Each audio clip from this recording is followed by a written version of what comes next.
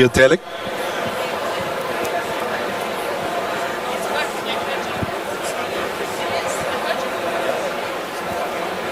Dear delegates, ladies and gentlemen, good morning and welcome to the 66th session of the IAEA General Conference. May I please ask you now to proceed to your seats? We're going to start in a few moments' time. Thank you very much.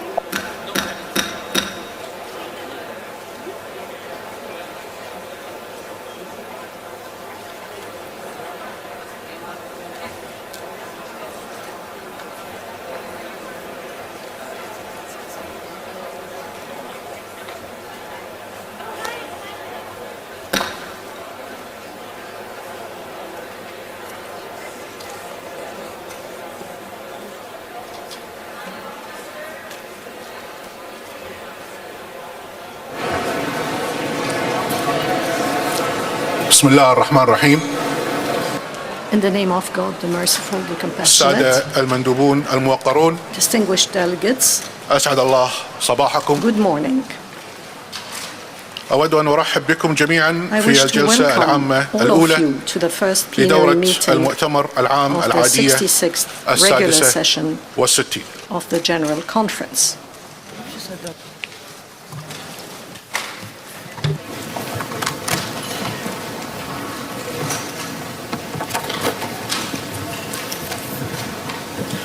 بموجب المادة 48 من Under النظام Rule الداخلي 48 of the Rules of أدعو Procedure, المؤتمر الآن I إلى now التزام invite the الصمت conference to لمدة observe دقيقة a minute of مكررة silence للصلاة والتأمل. dedicated to prayer and meditation.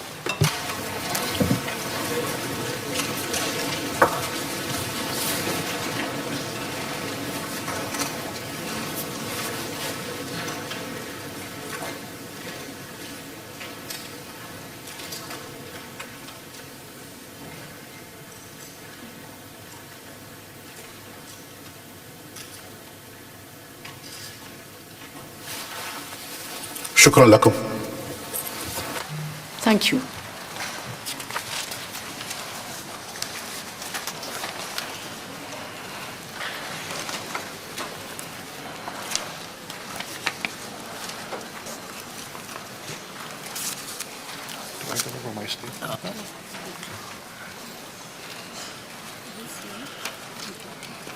بسم الله الرحمن الرحيم.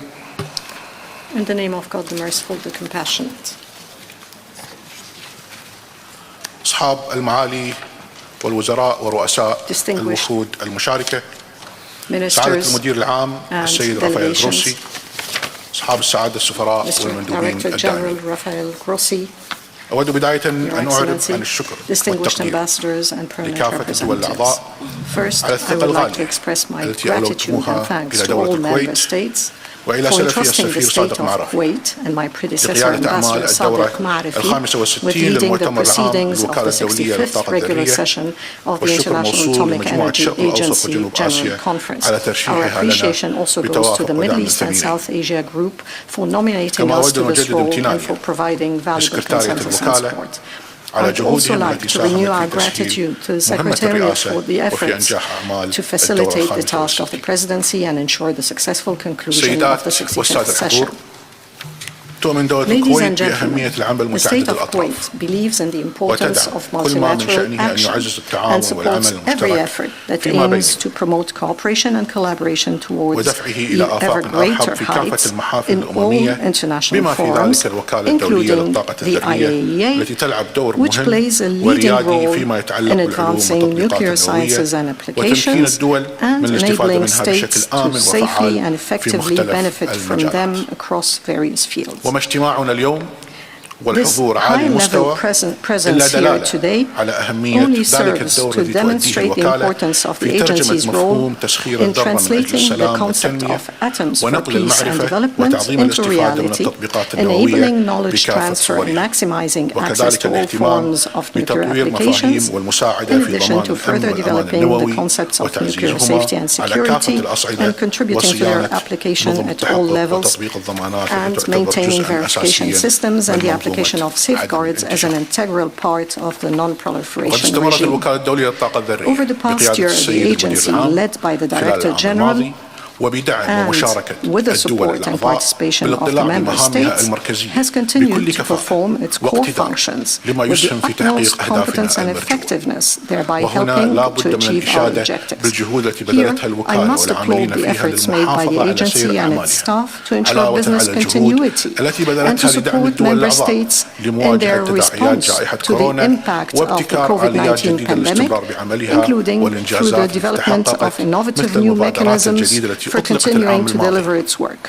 كمبادرة نيوتك ومبادرة I must ذرات also applaud the الأمل achievements التي such as تضاف the إلى new رصيدها initiatives launched الزاخر last year, among بما them يسخر Newtech التكنولوجيا Plastics and النووية Rays of Hope. لخدمة These initiatives are a الإنسانية welcome addition علاوة to the على agency's المؤتمرات impressive العلمية record in placing nuclear والفنية technology العديدة التي at the استمرت service الوكالة of باستضافتها humankind. I also والمشاركة commend the فيها agency's في شتى continued hosting المجالات. of and participation in ختاما numerous نجدد scientific شكرنا and لكم technical جميعا conferences in different fields. وللأمانة العامة. In conclusion, once again, we would like to بأننا لن express ندخر our جهدا thanks to all of you and to للتعاون the مع الجميع Secretariat. في We سبيل assure you إنجاح أعمال that هذا we will spare المؤتمر no effort in متمنين working with للرئاسة everyone to ensure the وللجميع success of this التوفيق conference. We والسداد extend our في best الأعمال wishes to the المناطة Presidency به. and to everyone in performing the tasks entrusted to them.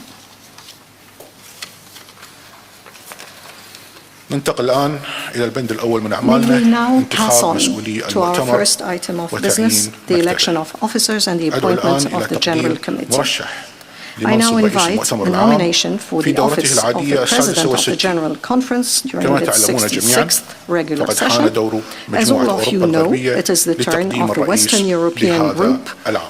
to provide this year's وأعطي الكلمة president. الآن I now للممثل give the floor المقيم to the الموقر distinguished لألمانيا resident representative بصفته of رئيسا Germany مشاركا in his capacity لمجموعة as أوروبا الغربية. co-chair of the Western يمكن Europe group. لاستعادتكم You may address مخاطبتنا us من from مقعدكم. your seat, sir.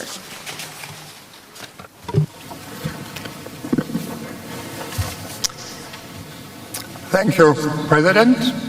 On behalf of the Western European Group, I have the pleasure to inform you that the group wishes to nominate His Excellency Alessandro Cortese, Ambassador of the Republic of Italy, as President of the 66th General Conference of the IAEA. Thank you.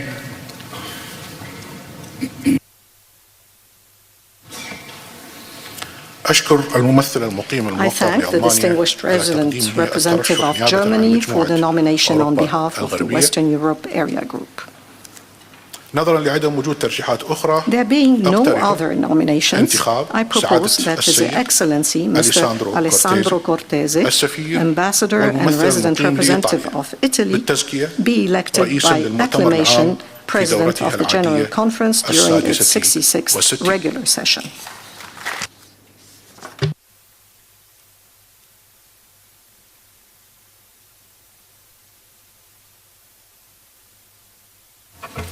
وقد تقرر ذلك. It is so decided.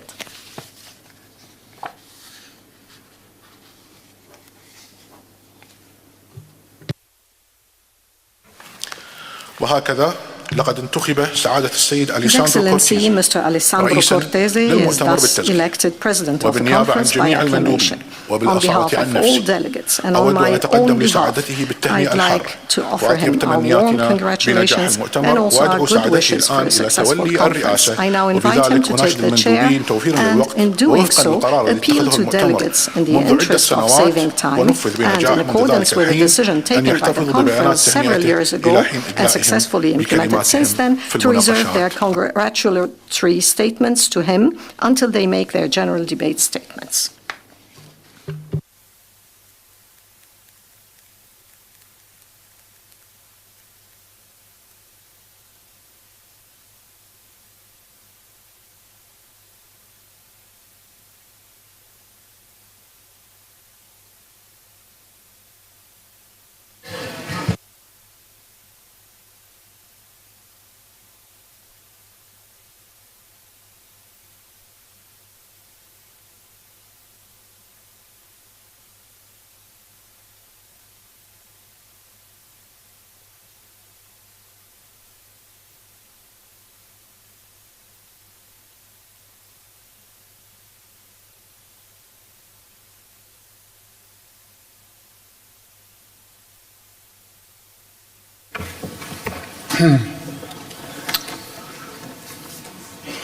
Good morning to all of us.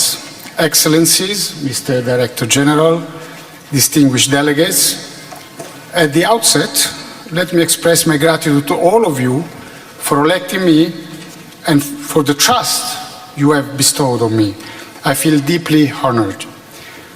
Special thanks go to the colleagues of the Western European Group and in particular to its co-chairs, the permanent representative of Germany, His Excellency Ambassador Gerd Schmidt-Bremer, and of Liechtenstein, Her Excellency Ambassador Maria Pia Kotbauer, for their support and encouragement. I also wish to convey my deep appreciation to the President of the General Conference at its 65th session, my dear colleague, His Excellency the Ambassador Sadiq Marafi, former Ambassador of Kuwait, for his enlightenment stewardship of the conference last year, as well as to his successor, His Excellency Ambassador Talal Al-Fassam, from whom I just took the chair. I will try my best to fulfill this important task as brilliantly as my predecessor. Excellencies, distinguished delegates, we shall not forget that the agency was created with the mission to accelerate and enlarge the contribution of atomic energy to peace, health, and prosperity throughout the world, meaning that nuclear science should be used safely and securely at the peaceful service of all mankind. Having just a look to our agenda, where we touch a lot of very sensitive and important technical and political issues, we can realize that in recent months, unprecedented challenges have emerged and the role of the agency has become even more crucial, arguably one of the most important and delicate in the global multilateral relations. I would also like to stress with relief one good piece of news, if I may say so, that this General Conference takes place in full presence for the first time after more than 2 years of COVID pandemics, during which, despite the difficulties, the agency played an admirable role in facing major threats to nuclear safety and security in different parts of the world, and in implementing projects and activities to cope with the major global health emergency of the last centuries. Having all this in mind, I wish to thank wholeheartedly Director General Grossi and the entire staff of the agency for their commitment, dedication and professionalism in conducting the work, thanks to which the IAEA has been able to continue to carry out its functions today, and again, if I may say so, more essential than ever. The latest example is DG's recent mission to Zaporizhia in a situation of danger and extreme political and logistical difficulty. This is the best demonstration not only of the professionalism, but also of the courage that the agency, its DG and its officials are capable of in the fulfillment of their duties. But in order to do this, let me remind you, they must be assured of the support of the board and of all of us convened here today in this General Conference. Distinguished delegates and dear friends, the work which expects us all at the 66th General Conference implies greater commitment and responsibilities than ever. I think we must all be aware of this. In my capacity as chairman, I feel the moral duty to make an appeal to all of you. Let's make sure that the spirit of the United Nations and of the founding principle of the International Atomic Energy Agency, peace, cooperation, scientific progress, technological advancements, economic and human development, sustainability are alive and kicking in this room. I'm well aware that the so-called Vienna spirit sometimes might seem as it were fading, but I'm convinced that the Vienna spirit will help us in making this General Conference a great success.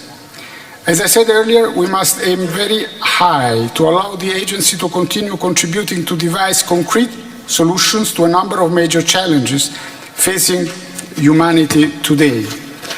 Nuclear application can be and must be a real game changer to address all these challenges all over the world. This simple consideration offers also the measure of how important the IAEA is in reaching many of the sustainable development goals of the United Nations. However, excellencies and distinguished delegates, all these aspirations for the progress of the human condition become unattainable if we lose sight of the fundamental values of peace and cooperation among nations and peoples. I thank you for your kind attention and patience, and I count on your support during this General Conference, which I hope will allow us to accomplish successfully our work over the next few days. Thank you very much.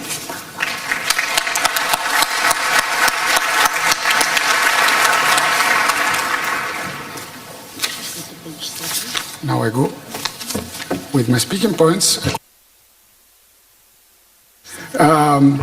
So I go ahead. Distinguished delegates, I would now suggest that we continue with the election of officers and the appointment of the General Committee. Under Rules 34 and 40 of the Rules of Procedures, the Conference has to elect for the duration of the present session 8 Vice Presidents, the Chair of the Committee of the Whole, and 5 additional members of the General Committee, resulting in a committee of 15 members, with me as its chairperson. I understand that the area groups have provided their candidates, with the exception of the MESA group for the position of a vice president, or one vice president. I also understand that there are still ongoing consultations in the East Europe group to provide one additional member to the General Committee. I should therefore like to submit for your consideration and approval the following proposal, which I have already received, and I will then address the issue of the pending candidates. As the 7 vice presidents, I should like to propose the delegates of the following member states. I will read the name in the English alphabetical order as I have been informed. Australia, Canada, China, Costa Rica, Ghana, Romania, and Sweden. As for the very important role of chairperson of the Committee of the Whole, I propose Minister Mandelenkosi Lunga Bengu, Minister Plenipotentiary from the Permanent Mission of South Africa, and I want to thank South Africa for their availability to chair this important committee. And as the 4 additional members of the General Committee, the delegates of the following member states, And again, I shall read the names in English alphabetical order as I've been informed. Montenegro, Paraguay, Switzerland, United Arab Emirates. I assume that my proposals are acceptable, and accordingly I take it that the chairperson of the Committee of the Whole and the delegates of the member states whose names I've read already are duly elected as the 7, 8 vice presidents and the 4 of the 5 additional members of the General Committee. It is so decided. Now, with regards to the nomination of one vice president from the MESA group, I have been informed by the chair of the group that the group has received one candidature for the position of vice president of the conference. However, the group was not in a position to make an agreed recommendation to this candidature. May I ask the chair of the MESA group if he could kindly provide any update on the matter? Mr. Ambassador, you have the floor. Thank you, Mr. President. As you have rightly stated, the group had received one candidature for the position of Vice President of the General Committee. However, despite the unrelenting efforts of the group has not been able to make a positive recommendation on this candidature. Thank you, Mr. President. I thank the distinguished Ambassador of India for his update, but I want to hear on this point if there are any speakers. Yes, I see the distinguished Ambassador of Yemen. You have the floor, sir. شكرا السيد الرئيس. Thank you, Mr. President. يود الجمهورية اليمنية The تقدم Republic بخالص of الشكر Yemen would للهند like رئيسة to مجموعة sincerely الشرق الأوسط thank وجنوب آسيا India, الميسا chair of the MESA وأعضاء area group, المجموعة as well على as the مساعيهم members of the الحثيثة group for their التي relentless بذلوها efforts لآخر لحظة للوصول إلى made توافق. until the last minute to reach ونؤكد consensus. حرصنا الدائم إلى التوصل We إلى are تفاهمات always داخل keen المجموعة to reach والحفاظ على internal التوافق في understandings المجموعة. within the group and من as well المؤسف أن as هناك دولة reaching واحدة لم consensus. تنضم إلى الإجماع. It is regrettable that one country did not join the unanimity and did not deal with the issue with realism. في الوقت الذي توافق جميع أعضاء On the other المجموعة hand, السيد الرئيس all the members of the group had agreed among themselves. The Republic of Yemen has presented its candidacy to the MESA group to be vice president. This was made on the 25th of September 2022. We hope that member states will lend their support to the Republic of Yemen so that we could occupy that post of vice president. لإنجاح أعمال We مؤتمرنا fully هذا. support the شكراً president of السيد the الرئيس. conference as well in ensuring the success of this conference. Thank you. I thank you for your statement, for your declaration. I see, even if it's far, I think I see the flag of the delegation of Iran. You have the floor, sir. Thank you so much. Good morning, distinguished colleagues. Bismillah ar-Rahman ar-Rahim. Of course, I will leave the congratulatory statements for my head of the delegation, and then we proceed accordingly. Mr. President, I would like to put on record the position of the Islamic Republic of Iran on the current situation facing the MESA group with regard to the issue of the election of officers of the General Committee and some other PMO's positions. Mr. President, the session of the General Conference would have worked smoothly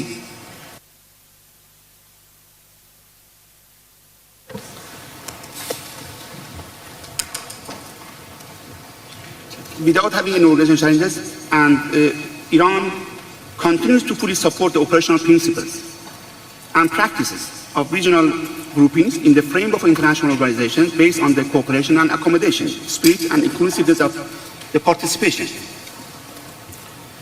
The rationale of equitable representation in the AJCs, policy-making bodies to regional group is under serious systematic attack by few members of the group.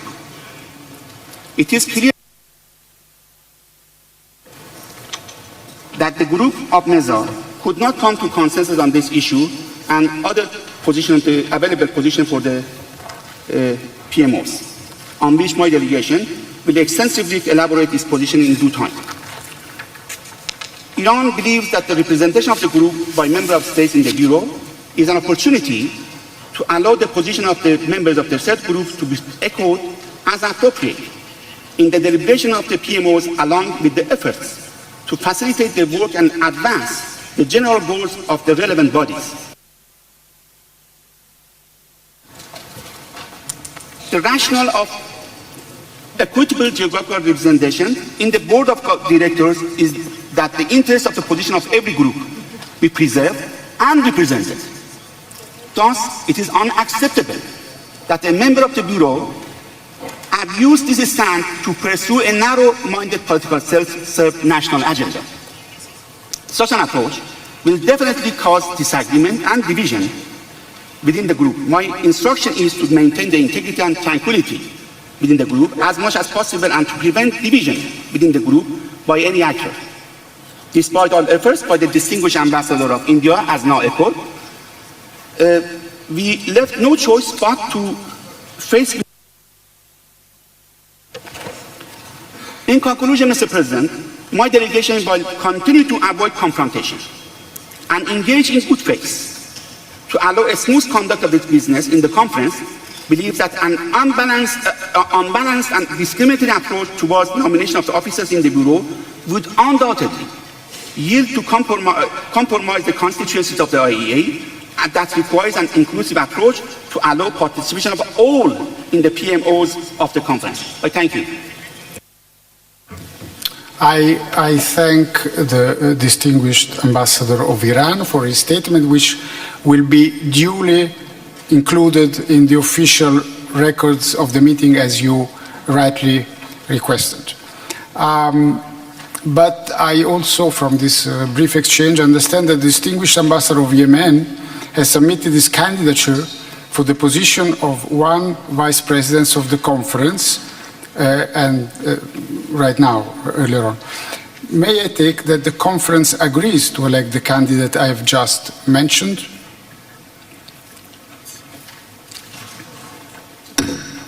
It is so decided, and I thank you once again for your flexibility. I now, with regards to the additional member of the East European Group, I understand that there are still ongoing consultations within the group, and in order not to delay our work, I would therefore suggest that we proceed with our work as General Committee, and I will inform the conference in due course whenever I receive the update from the Eastern European Group on the outcome of their consultation. I hope, first of all, I wish to really make an appeal to the group and the Slovenian chairmanship of the group to propose some candidates, but I trust that this way of proceeding is agreeable to the conference. Thank you. Now, members of the General Committee, except for one, have been duly elected. All of them will hold office until the close of the conference's current session. On your behalf and on my own behalf, I would like to offer them my warmest congratulations. I look forward to working closely with them with a view to ensuring a successful conference this week. I shall be requiring the Vice Presidents to take the chair from time to time, and I'm already grateful for your availability, and leave me a little of time for other issues, and I hope that they will make themselves available when called to do so. I propose the holding of the first meeting of the General Committee today in the afternoon at 2 p.m. in our, I would say, lunch break, which will be a meeting break. This meeting will take place in boardroom CR6 at the 7th floor of the C building of the VIC. Further, I would seek your concurrence that we deal with the items of the provisional agenda this morning as contained in document JC 66/1 in the following order, pending receipt of the General Committee recommendation on our provisional agenda. So I'm just showing the way forward, but the actual adoption of the agenda will be done after General Committee's consultation. Item 3, message from the Secretary General of the United Nations. Item 4, statement by the Director General. Then I propose that we take up item 6, contribution to the Technical Cooperation Fund for 2023, and item 7, general debate and annual report for 2021. Therefore, I propose to suspend Rule 42 of the Rules of Procedure of the General Conference, and this is consistent with past practice. Failure to proceed in this way would considerably delay the start of the general debate, in which several ministers are scheduled to speak today. Therefore, may I take it that the conference accept my proposal to suspend Rule 42 and proceed with the consideration of the items as envisaged in provisional agenda, while the agenda will be adopted at a later stage. It is so decided. So, distinguished delegates, we now proceed with item 3 of the agenda, and on this I have the great pleasure of inviting Ms. Ghada Fatih Wali, Director General of the United Nations Office at Vienna, to deliver a message to the General Conference from the Secretary General of the United Nations. I then give the floor with pleasure to Ms. Wali and invite her to address the conference from the lectern. You have the floor, Madam. Thank you, Mr. President.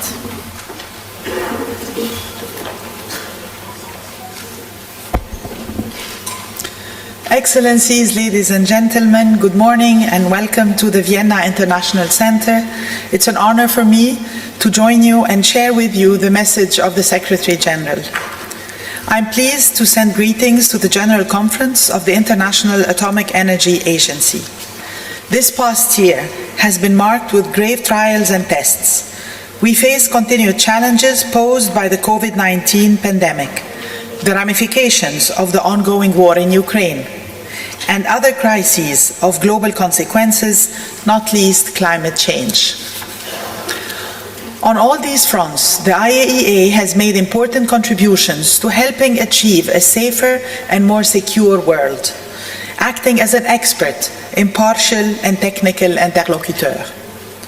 On COVID-19, the IAEA has utilized nuclear and nuclear-driven techniques to provide critical support to member states.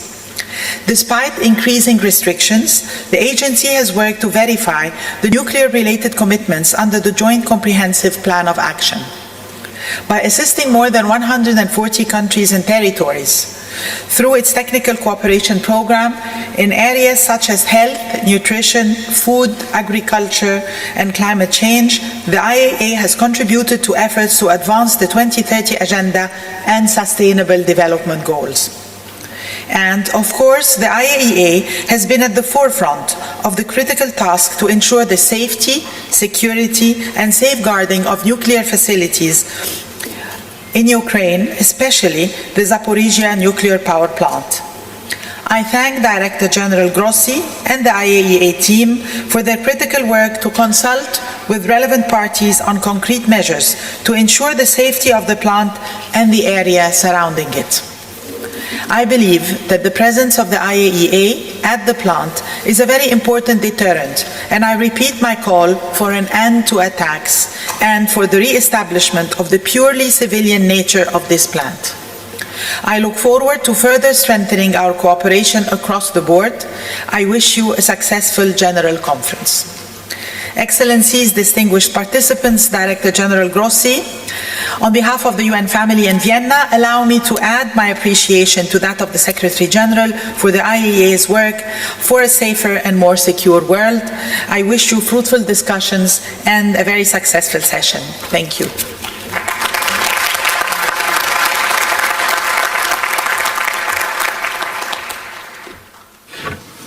I wish really to thank Her Excellency Ghada Fatih Weli for, first of all, for her presence with us and for delivering such an important message on behalf of the Secretary General. And in turn, on behalf of the General Conference, I really would ask her to convey to the Secretary General of the United Nations, Mr. Antonio Guterres, our appreciation for his message. Distinguished delegates, we now come to item 4, and I have now the great pleasure in inviting the Director General of the IAEA, Mr. Rafael Mariano Grossi, to make his statement to General Conference. Rafael, you have the floor.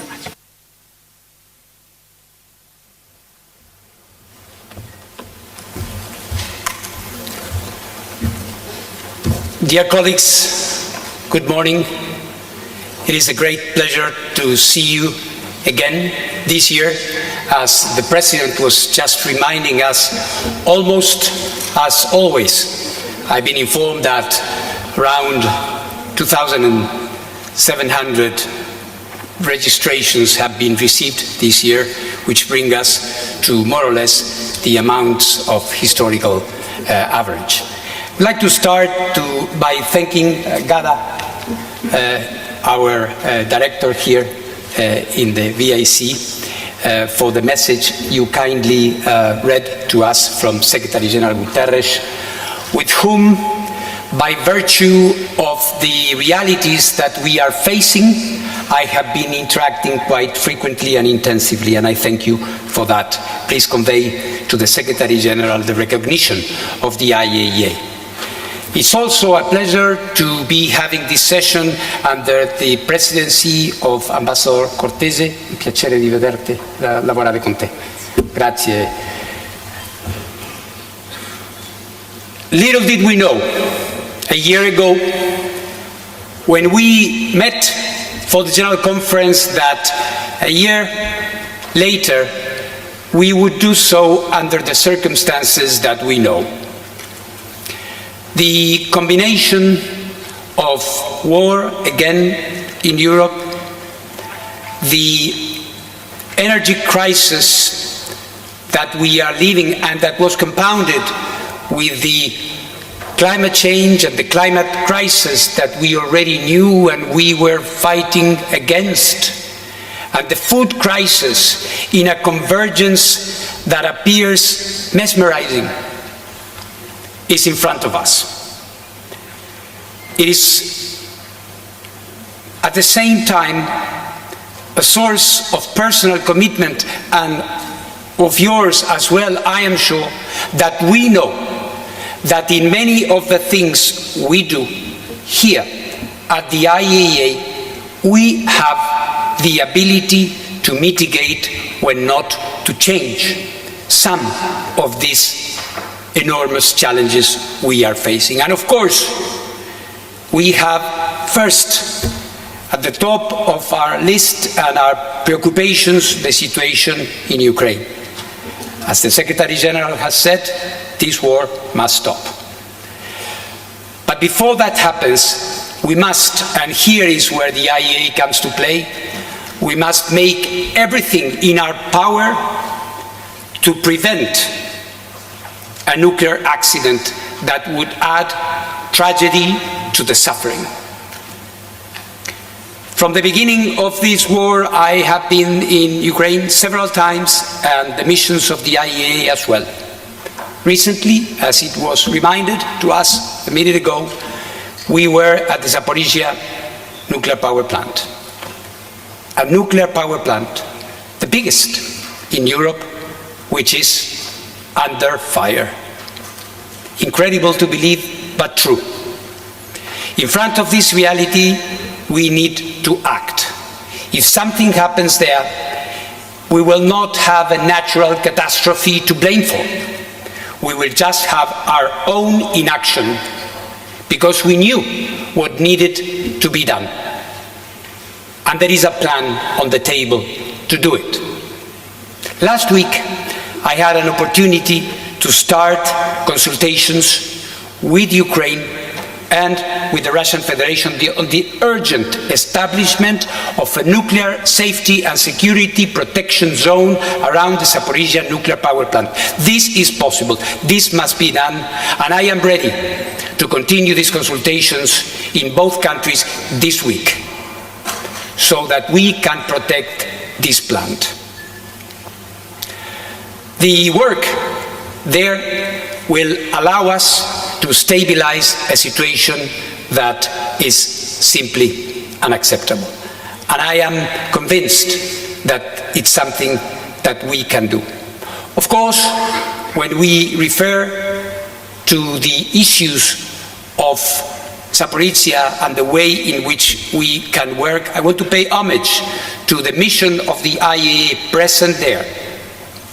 We have established a permanent presence, something that had never happened before at wartime in a facility, and we are keeping the international community informed and, as the Secretary General rightly said, deterring to the extent we can those who want to do harm there.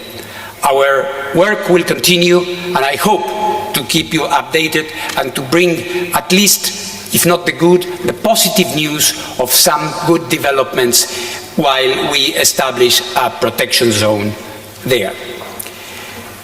This issue is, of course, very closely linked to the climate change and the energy crisis we are undergoing. And we know that by virtue of this convergence, which was not imaginable before, many countries, confirmed users of nuclear energy, but also many others are looking at nuclear energy as a way to ensure their energy needs and also to address another existential crisis that we are facing in the global warming phenomenon that we know.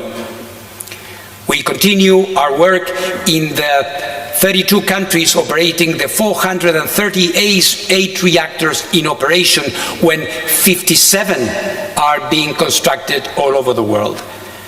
And many of you, especially from developing countries, are coming to us saying we also want to benefit from this clean source of energy, in particular in its new manifestations through small and modular reactors.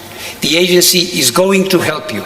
The agency is going to build the capacities that you all need and you deserve, following strictly the letter of Article 4 of the Treaty on the Non-Proliferation of Nuclear Weapons that enshrined this principle of unfettered access to the peaceful uses of nuclear energy.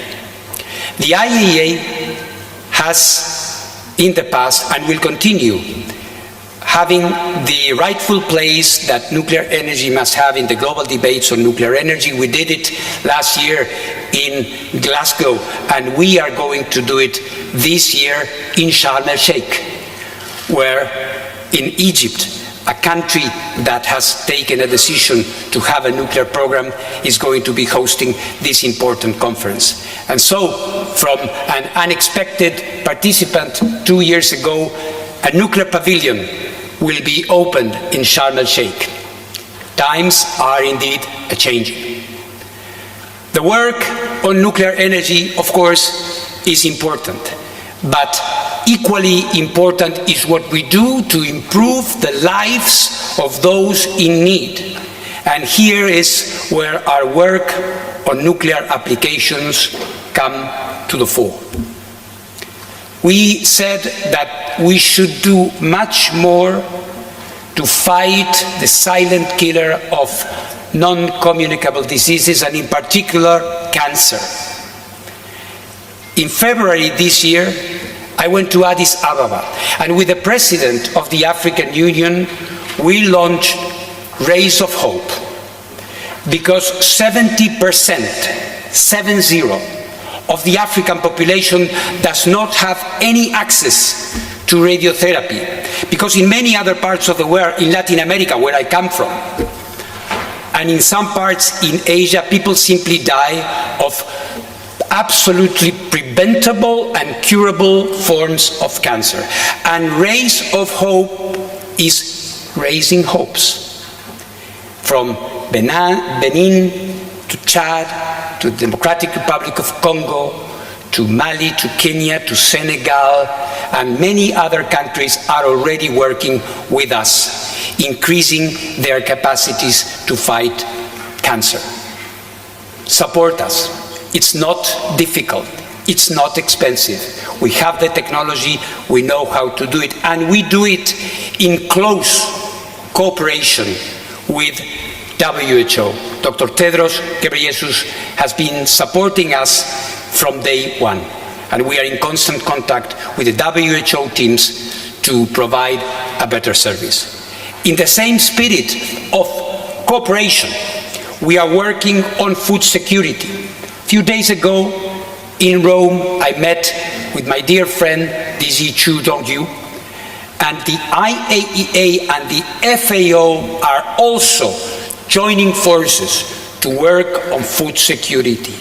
Our incredible laboratories in Seibersdorf are helping us in plant breeding, in food production, and in many other areas that are so required by our member states to face the problems linked not only with the current food crisis, but also in developing drought-resistant crops and other forms of production to face the problems linked with global warming.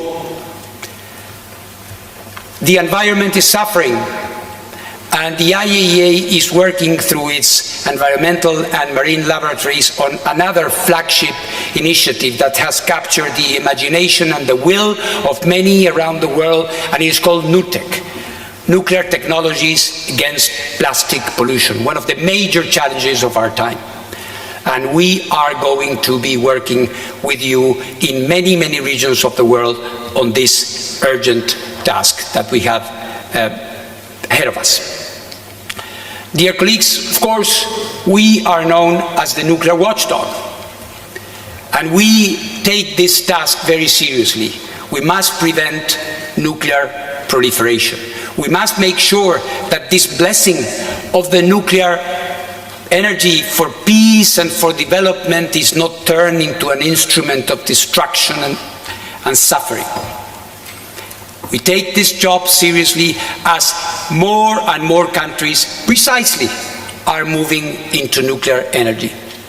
We also look into the issues that have been capturing, of course, the headlines, and we know that we have in here issues like the ones that we still need to resolve with the Islamic Republic of Iran. And I welcome the presence of the President of the Atomic Energy Organization of Iran, with whom I will be meeting later today, because we need to find common solutions for problems that are not going to go away if we don't solve them in a collaborative fashion. Unfortunately, this is not the case with DPRK, where a nuclear program is forging ahead, unfortunately, against the provisions of several United Nations Security Council resolutions. The world of proliferations and safeguards is evolving, and of course, with the advent of projects to benefit from naval nuclear propulsion, the IAEA must also provide the necessary and indispensable technical answers to this issue, which is foreseen in the existing legal framework. Ladies and gentlemen, this work, as you see, is vast. We are faced with an enormous number of problems, but we know that when we work here at the IAEA, we have the enormous privilege of doing something about them. I look forward to this great yearly gathering, to listen from you, to hear from you, but above all, to get the support that, as you have heard me now say, it is even more indispensable. I thank you very much.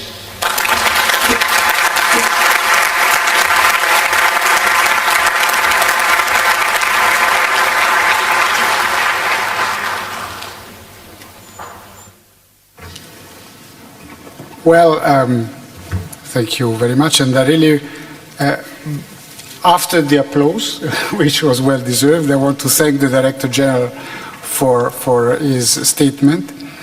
He not only dealt with specific agenda items for this session, but also provided us with an interesting overview and some food of thought, if I can say so, on the main issues and challenges ahead for the agency. And I'm also sure that his views will receive careful consideration by member states, also in the perspective on our consideration in the next few days. Distinguished delegates, let us now move to item 6 of the agenda.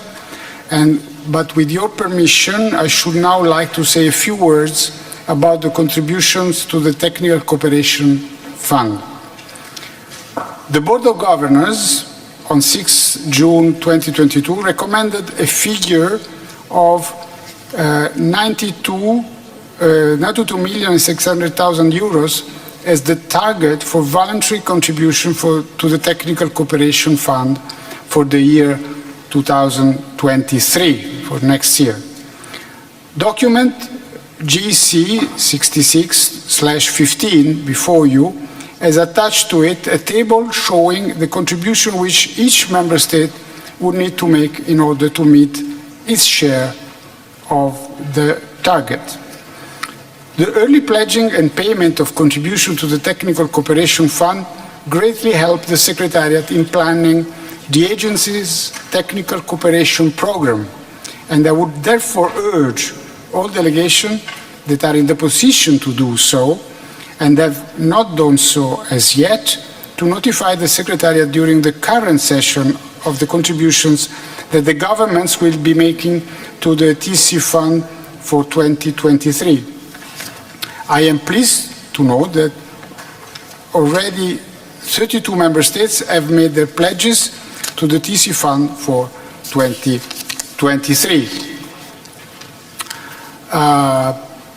For your information, at the end of our session, under a related agenda item, I will report on the contribution, which have been pledged up to that time, the time I will make the report, and I hope that I will be in a position to report favorably on the percentage of the 2023 target figure already pledged. Pledges can be made during meetings at the table to my right, marked with the description financial contributions. Between meetings, they can be made in room number MOE 67 on the ground floor of this building, where delegates can also make inquiries concerning the regular budget contributions. Distinguished delegates, let us now turn to item 7 of the agenda, which is the general debate and the annual report for 2021. Before giving the floor to the first speaker on my list, I would like to make a few comments and suggestions regarding the conduct of the general debate, which is expected to continue during the next few days. Member states were provided the option of submitting pre-recorded video statements to be delivered in the general debate. And member states are requested as well to limit the respective statements delivered in the general debate to 7 minutes, also to allow us to finish our work before the weekend, next weekend. Longer statements, of course, may be posted on the General Conference webpage. Therefore, I really invite member states who have statements which are longer than the 7 minutes to deposit their statement and limit themselves to a shorter one. In this connection, I would also appeal for your cooperation, allowing me to start our meetings punctually every day, and ask you to be available to deliver your statements when called upon to do so. Delays in starting our meetings will reduce the number of speakers we can accommodate in each session. Lastly, I appeal for your understanding and cooperation in the arrangements of the daily speakers list and the order of speakers. The list, I remind you, was opened in June. However, adjustments may be required in order to meet contingencies. I'm confident that the Secretariat will do its best to cope with conflicting demands and will be consulting individual delegations when finalizing the list of speakers for each day. I take it that the conference is in agreement with the suggestion which I have made with regard to the handling of the speakers list for the general debate. I don't see any comments. Is therefore so agreed, and I thank you for your cooperation. Now, we start with the moment many of you were waiting for, certainly with me as the chair. So I now have to open the list of speakers. I have the great pleasure in inviting the first speaker in the general debate. In this case is Mr. Mohammed Eslami, Vice President and Head of the Atomic Energy Organization of the Islamic Republic of Iran. Sir, you have the floor. Bismillahirrahmanirrahim. In the name of God, the most compassionate, the most merciful, Mr. President, Director General, Excellencies, ladies and gentlemen.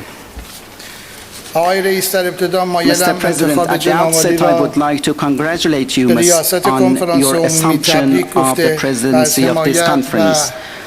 I would also like to assure you of my delegation's support and cooperation. The development plans of the Islamic Republic of Iran are aimed at ensuring a sustained progress along with promotion of justice to achieve sustainable development. In this regard, the comprehensive strategic document of the nuclear industry for Vision 2040 has been approved at the national level and has been placed on the agenda of the work of the Atomic Energy Organization of Iran. According to this document, the share of nuclear electricity in the energy basket of the country should increase up to a minimum 20% of the country's total electricity. And in this respect, a plan has been foreseen for creating a new capacity of 10,000 megawatts of nuclear electricity for the next 10 years. The document also addresses production, development and application of radioisotopes, vast utilization of radiation in health, agriculture, environment and industry. In this regard, the Islamic Republic of Iran welcomes the initiative of the Rays of Hope, which is the main theme of the Scientific Forum for 2022. The agency to achieve the global goal to zero carbon emission by 2050 shoulders a special responsibility. Fortunately, the Director General of the agency has highlighted the importance of this issue in various international fora, including the 26th Conference of the Parties to the United Nations Framework Convention on Climate Change, held in Glasgow, as well as during the 10th NPT Review Conference held recently in the city of New York. Mr. President, I would like to take this opportunity to make some clarification on the Joint Comprehensive Plan of Action as a deal. The JCPOA is an outcome of a collective effort which consists of a delicate balance of reciprocal commitments and responsibilities, during which Iran limits its nuclear enrichment activities, reduces its capacity, slows its momentum, and accepts a robust verification system for a specified period of time. And in return, the illegal, cruel sanctions and the relevant obstacles on the way of Iran's international economic, commercial, and financial cooperation and interactions should be removed by the other side. Furthermore, the JCPOA,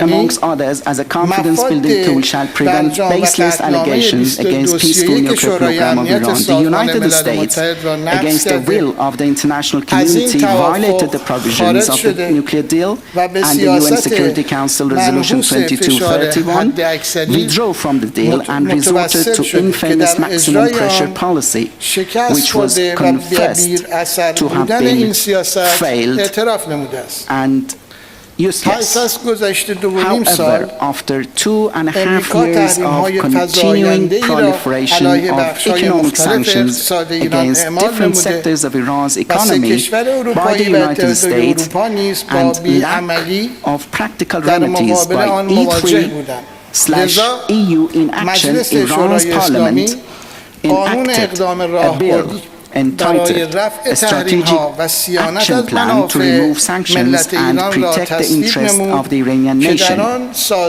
which determined inter alia certain actions for the Atomic Energy Organization of Iran.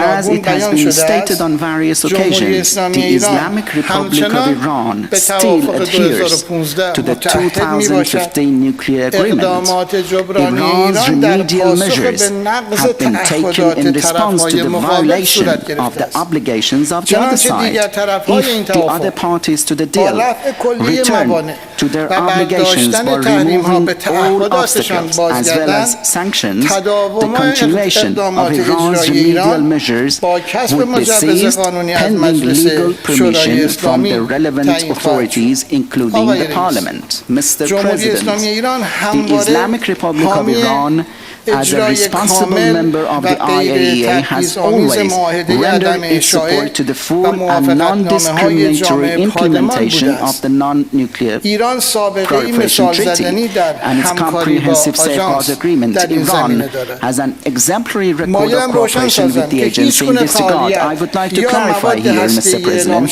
that there are no undeclared nuclear materials and activities in Iran. All allegations are merely based on false and fabricated information provided by the occupying Israeli regime. The Islamic Republic of Iran truly expects the agency to provide its reports on verification activities in a more professional, impartial, and independent manner. Mr. President, distinguished participant, it is highly expected that the agency preserves its integrity and credibility, not to allow certain elements to raise under different guises old allegations which were already closed in 2015. Once again, I would like to reiterate that these old delegations were closed in 2015. The case has been terminated, but they have been retrieved under various excuses. We believe that the agency must refrain from relying on baseless, false information taken from unreliable resources. In this way, the agency shall maintain its independence, impartiality, and professionalism, and play a constructive role. And this could be reversed only when sanctions against the Iranian nations are lifted, and we are always ready to cooperate with the agency. I thank you for your attention. I thank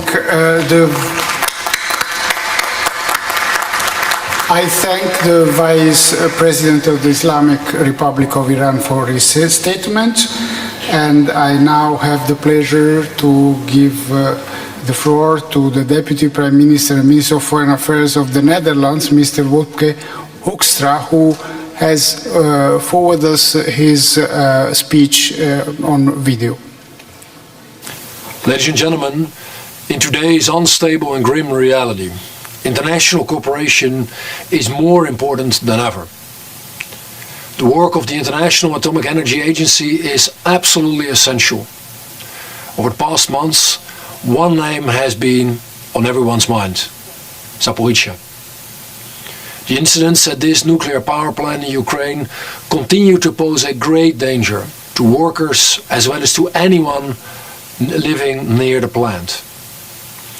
Director General Grossi, I would like to commend you and your team for your boldness and determination in protecting their safety as well as ours. You have achieved an important diplomatic feat in ensuring inspections could take place at the power plant. And by doing so, you have shown the value not only of your own work, but of the agreements we have made together. The values of the rules-based order.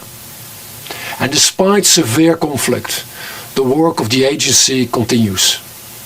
Inspections underpinned by our common interests. Inspections that form the basis of our safety and security. And it is paramount that the 7 indispensable pillars of nuclear safety and security are upheld. They represent the most fundamental of the basic rules that should be followed in order to ensure the safe and secure operation of nuclear facilities.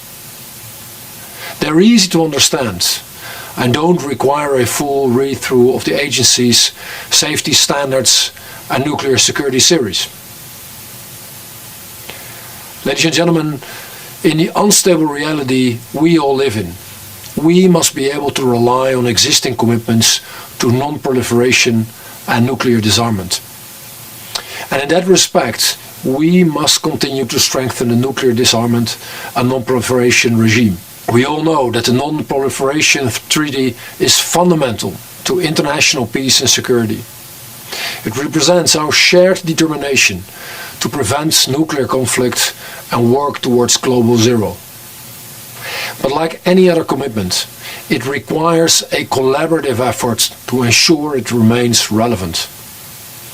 In light of this, the Netherlands has endeavored to play a constructive role as one of the co-chairs of the NPT Review Conference. We regret Russia's blocking of this final document, preventing us from reaching a consensus. But I also note that 190 countries were ready to compromise and strike a deal. We should use that positive momentum to keep moving forward in making our world a safer place. In the unstable reality we live in, we also need safeguards. Because without safeguards, there wouldn't be a non-proliferation regime. Hence, we call on all member states who have not yet done so to sign and ratify a comprehensive safeguards agreement and an additional protocol.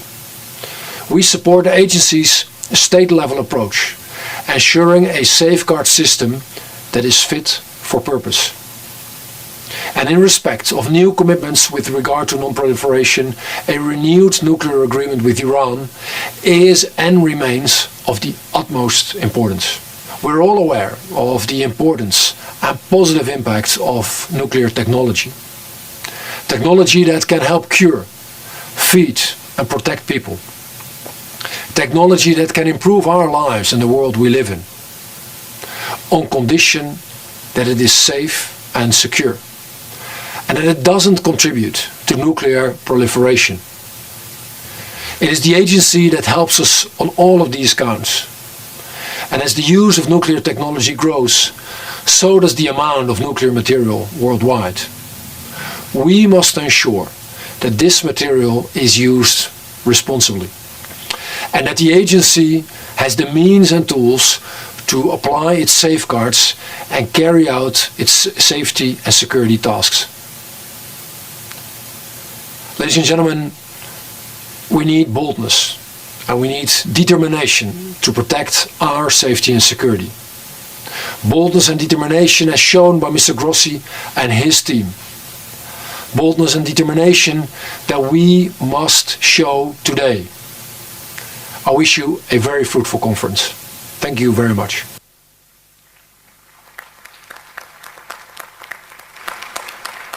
I thank the Deputy Prime Ministers and Minister of Foreign Affairs of the Netherlands for his statement, and now I wish to give the floor to the acting Chairman, State Nuclear Regulatory Inspectorate of Ukraine, Mr. Oleg Korykov. You have the floor, sir.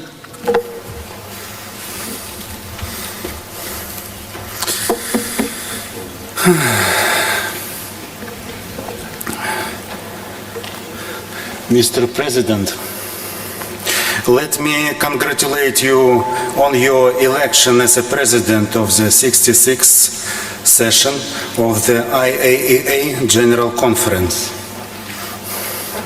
The Ukrainian delegation wishes you good luck and is ready for constructive work under your leadership. I would like to express my country's gratitude to Director General Mr. Rafael Mariano Grossi, who has shown outstanding leadership during this difficult year. Mr. President, for the first time in the history of mankind, a country using nuclear energy for peaceful purposes operating 15 nuclear power plants units faced a military seizure and occupation of nuclear facilities, the largest in Europe, Zaporizhzhia nuclear power plant, and the exclusion zone with the confinement located over Chernobyl unit number 4, where the largest man-made accident in the history occurred. The Russian Federation is a state that seized by military means and occupied peaceful nuclear facilities in Ukraine. The Russian Federation is a nuclear state. Russian Federation is a permanent member of the United Nations Security Council. Russian Federation is a nuclear terrorist state that in 2022 carried out an unprovoked, full-scale invasion of an independent state and occupied Zaporizhzhia nuclear power plant and Chernobyl nuclear power plant. The Russian Federation is the only state in the world that shells facilities at the Zaporizhzhia nuclear power plant site in the immediate vicinity of the 6 nuclear reactors and spent nuclear fuel storage facility with heavy weapons. The Russian Federation is a country that shells Zaporizhzhia nuclear power plant satellite city Energodar with civilians, including the NPP personnel families, shells of other Ukrainian cities from the Zaporizhzhia nuclear power plant site. The Russian Federation is a state that terrorizes and tortures nuclear power plant employees. Nuclear power plant personnel is working under tremendous psychological pressure. Russia is a state that launches cruise missiles over nuclear power plant sites, ignoring the non-fly zone around nuclear power plants. Heavy weapons and ammunition of the Russian Federation are located directly in the turbine hall of Zaporizhzhia nuclear power plant first and second units. I can go on listing the acts of Russian nuclear terrorism at Ukrainian nuclear facilities, including shelling the neutron source installation in Kharkiv a long time, However, I want to appeal to the world community and IAEA. Because of Russia's actions, the whole world is now on the brink of a nuclear disaster, whose consequences will be global, and it is still impossible to predict them. The spread of an emergency release in the event of such a disaster, depending on the direction of the air mass transfer, may enter the territory of other countries.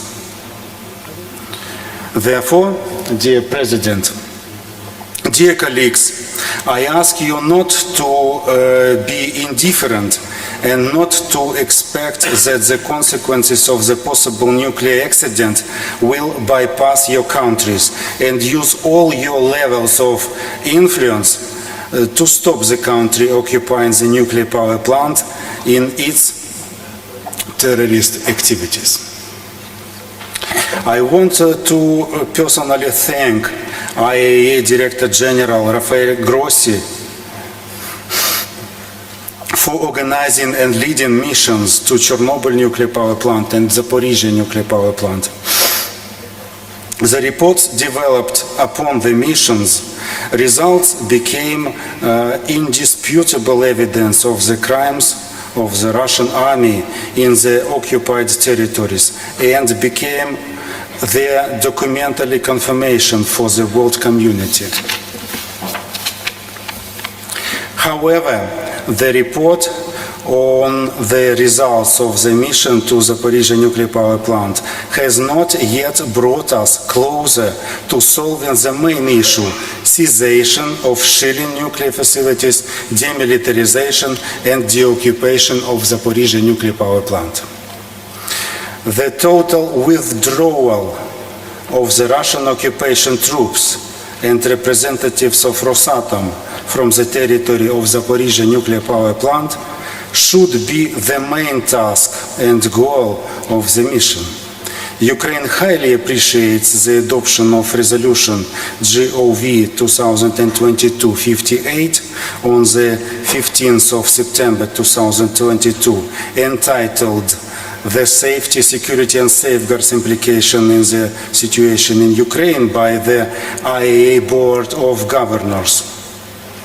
Ukraine strongly supports the call to Russia to immediately stop all actions against the related to Zaporizhzhia nuclear power plant and any other nuclear facilities in Ukraine in order to re-establish full control over nuclear facilities by Ukrainian competent body within the internationally recognized borders of Ukraine, including the Zaporizhzhia nuclear power plant, for their safe and secure operation, as well as for the full and safe implementation by the agency of its activities in accordance with the agreement between Ukraine and IAEA for the implementation of safeguards in connection with the Non-Proliferation Treaty and Agency Statute.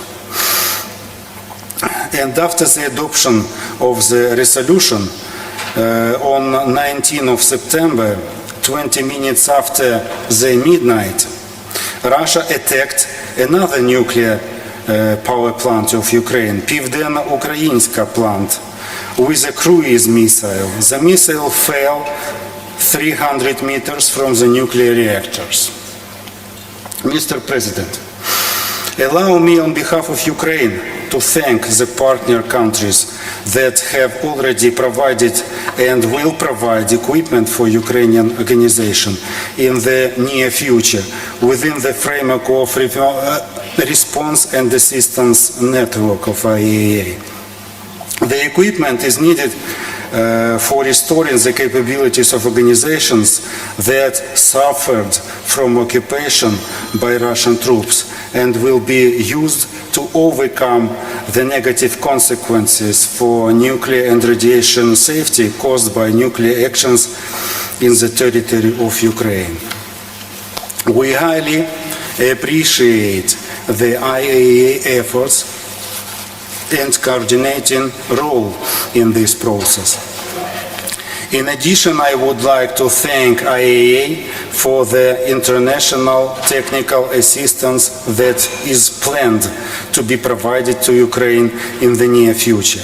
Let me emphasize that my country remains fully committed to its obligations under the Non-Proliferation Treaty in general, and in particular under the Agreement of Comprehensive Safeguards and Additional Protocol to the agreement, even in the wartime. And finally, if we do not stop Russia now, we will further remain hostages of the nuclear terrorist country, and nobody knows what nuclear power plant in what country is going to be the next target. Thank you for your attention. Thank you.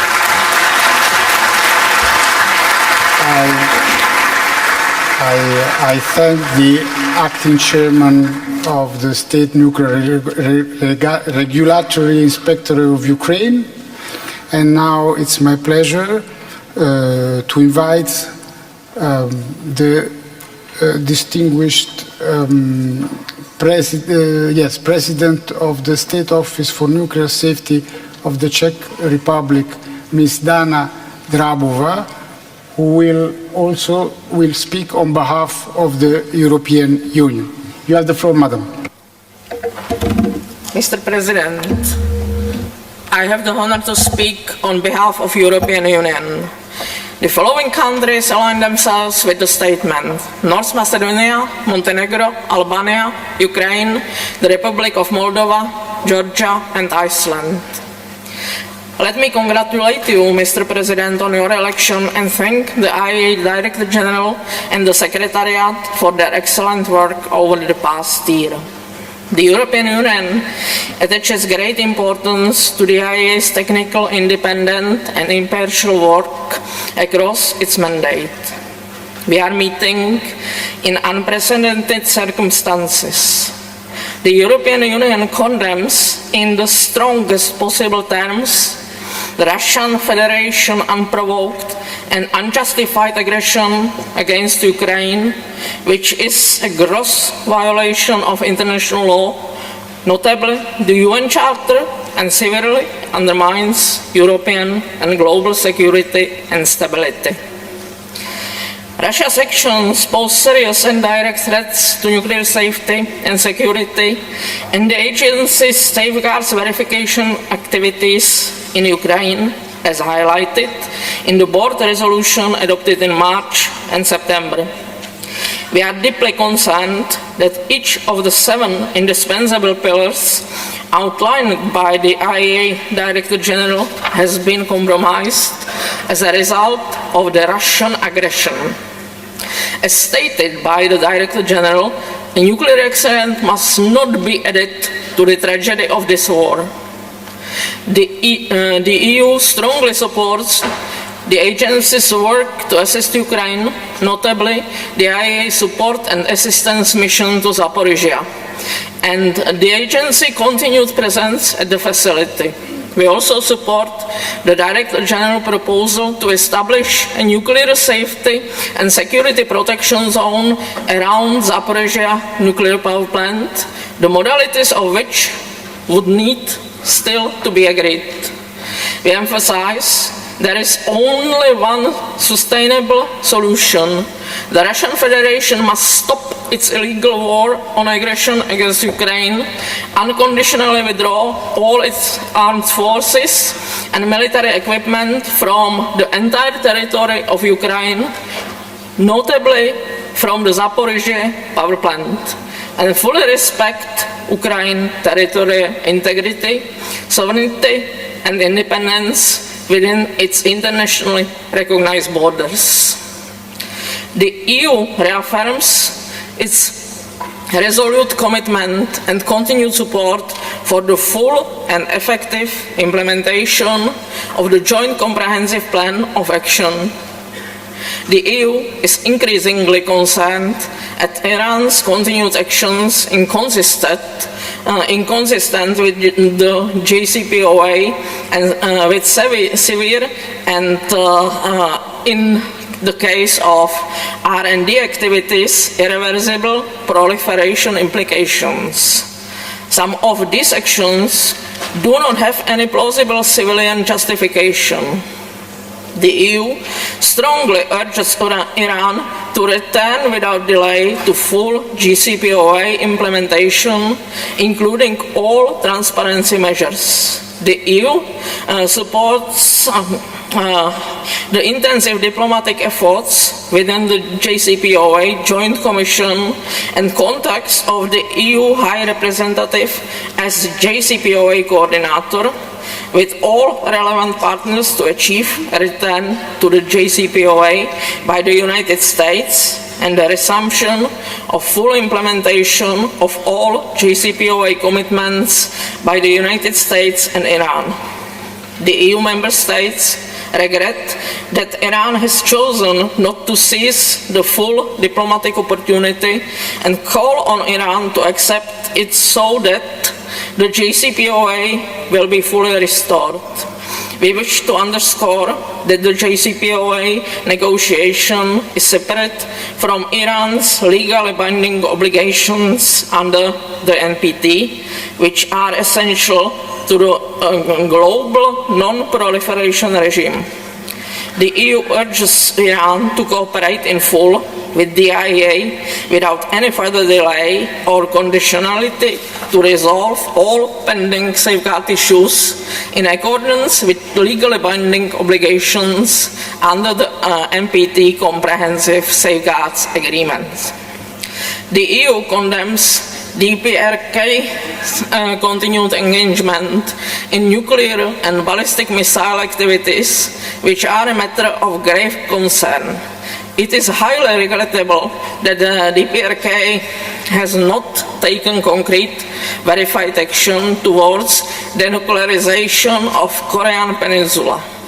We urge the DPRK to comply with obligations under multiple UN Security Council resolutions to refrain from nuclear tests and ballistic missile launches and to engage in a meaningful dialogue with all relevant parties to build a basis for sustainable peace and security. We also urge the DPRK to return to negotiations and take immediate and concrete steps towards abandoning all nuclear weapons, ballistic missiles, and related programs in a complete, verifiable, and irreversible manner. Mr. President, the EU regrets that the 10th Review Conference of the Nuclear Non-Proliferation Treaty could not achieve consensus on final outcome document because of the Russian Federation blocking consensus. We will spare no effort to continue promoting the full and effective implementation of the NPT as well as its universalization, and we will build upon the substantial discussions held tirelessly over the course of the 10th Review Conference to prepare for the new review cycle. The NPT remains the cornerstone of the global nuclear non-proliferation regime, the essential foundation for the pursuit of nuclear disarmament in accordance with Article 6 of the NPT, and an important element in the development of nuclear energy applications for peaceful purposes in accordance with Article 4 of the NPT. Its legally binding obligations and past commitments remain valid. The EU reaffirms its full support for the establishment of a zone free of nuclear and all other weapons of mass destruction and their delivery systems in the Middle East, as agreed at the 1995 NPT Review Conference. The EU also affirms its full support for the decision to establish a working group to strengthen the review cycle.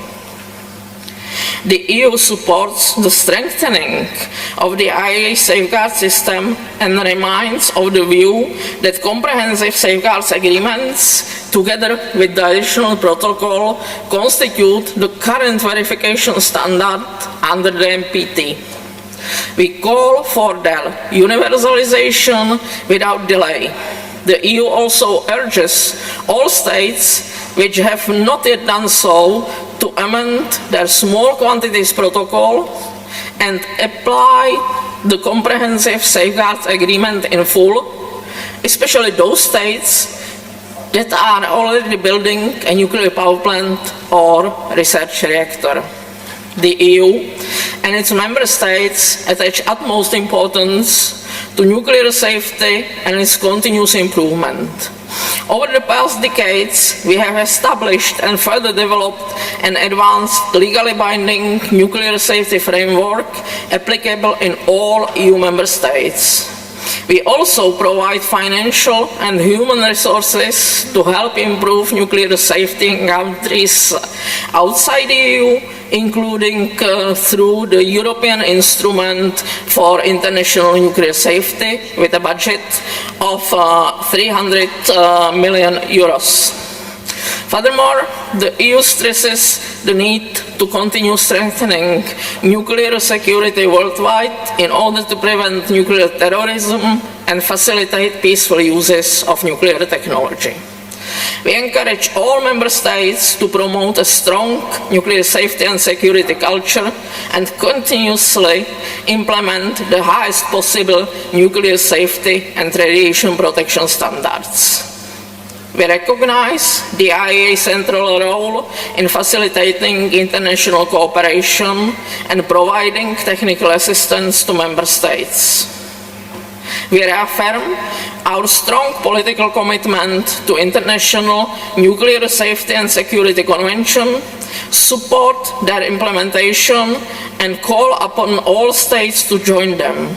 We stress the need to consider new legally binding international rules, specifically prohibiting armed attacks against any nuclear installations devoted to peaceful purposes. Mr. President, the EU and its member states reaffirm their long-standing commitment to and strong support for the IAEA Technical Cooperation Program and support the agency work in the peaceful uses of nuclear technology in order to reach the Sustainable Development Goals and the Paris Agreement commitments, including in the context of COP27.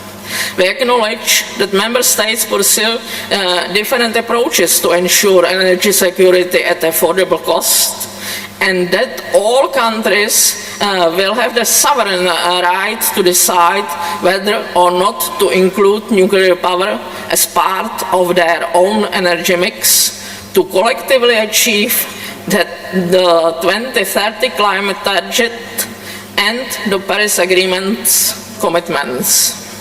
The EU acknowledges the role played by nuclear technologies in relation to global efforts to limit climate change and mitigate its negative effects. The EU also welcomes the new Race of Hope initiative and the organization of this year's scientific forum on this topic.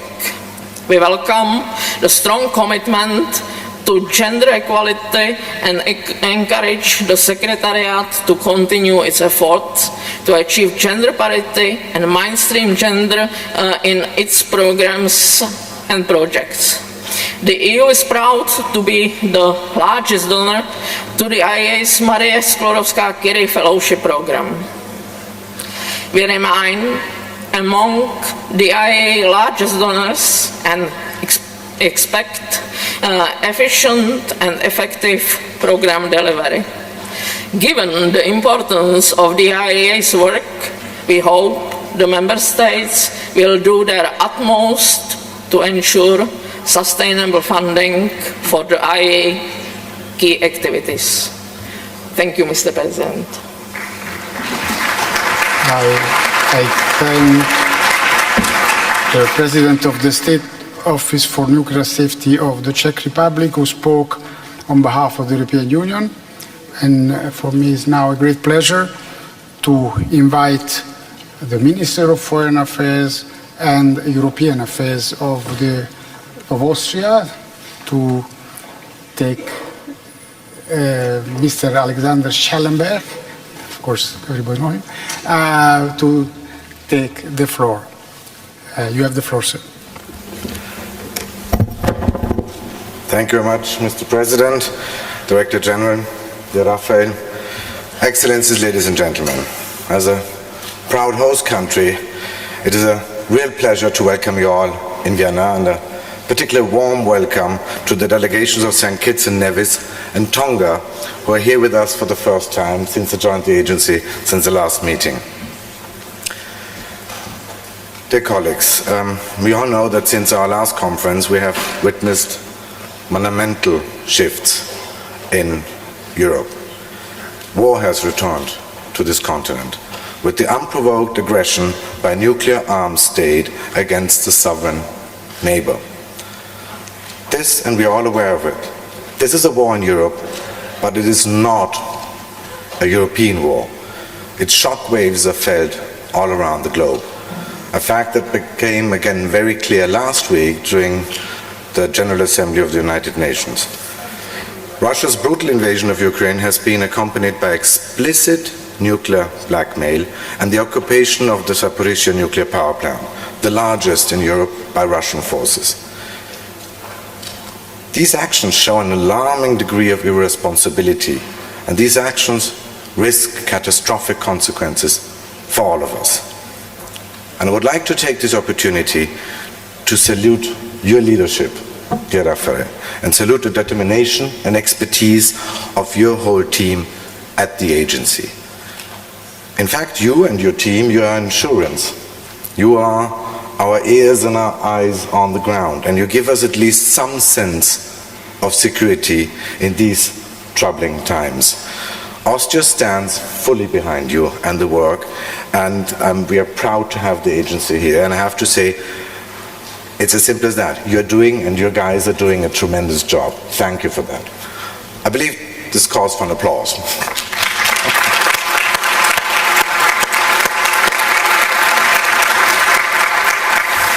And we also fully support the establishment of a safety zone around the Zaporizhzhia power plant. This is the responsible, it is the logical thing to do. Ladies and gentlemen, over the past month, Vienna has hosted the Iran nuclear talks, and we are grateful for the EU's untiring efforts to enable all sides to return to the full participation in and compliance with the JCPOA. This is crucial if we want to avoid a nuclear arms race in the region with disastrous consequences for security and stability. And it is therefore all the more disappointing that there's still no agreement. The window of opportunity is almost closed. And meanwhile, Iran is increasing its stockpile of highly enriched uranium, which obviously serve no civilian purpose.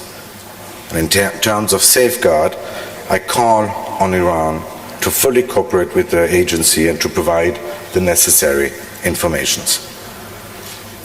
Ladies and gentlemen, the developments of recent months have shaken the entire nuclear disarmament and non-proliferation regime to the core. Nuclear risks have never been this high for decades.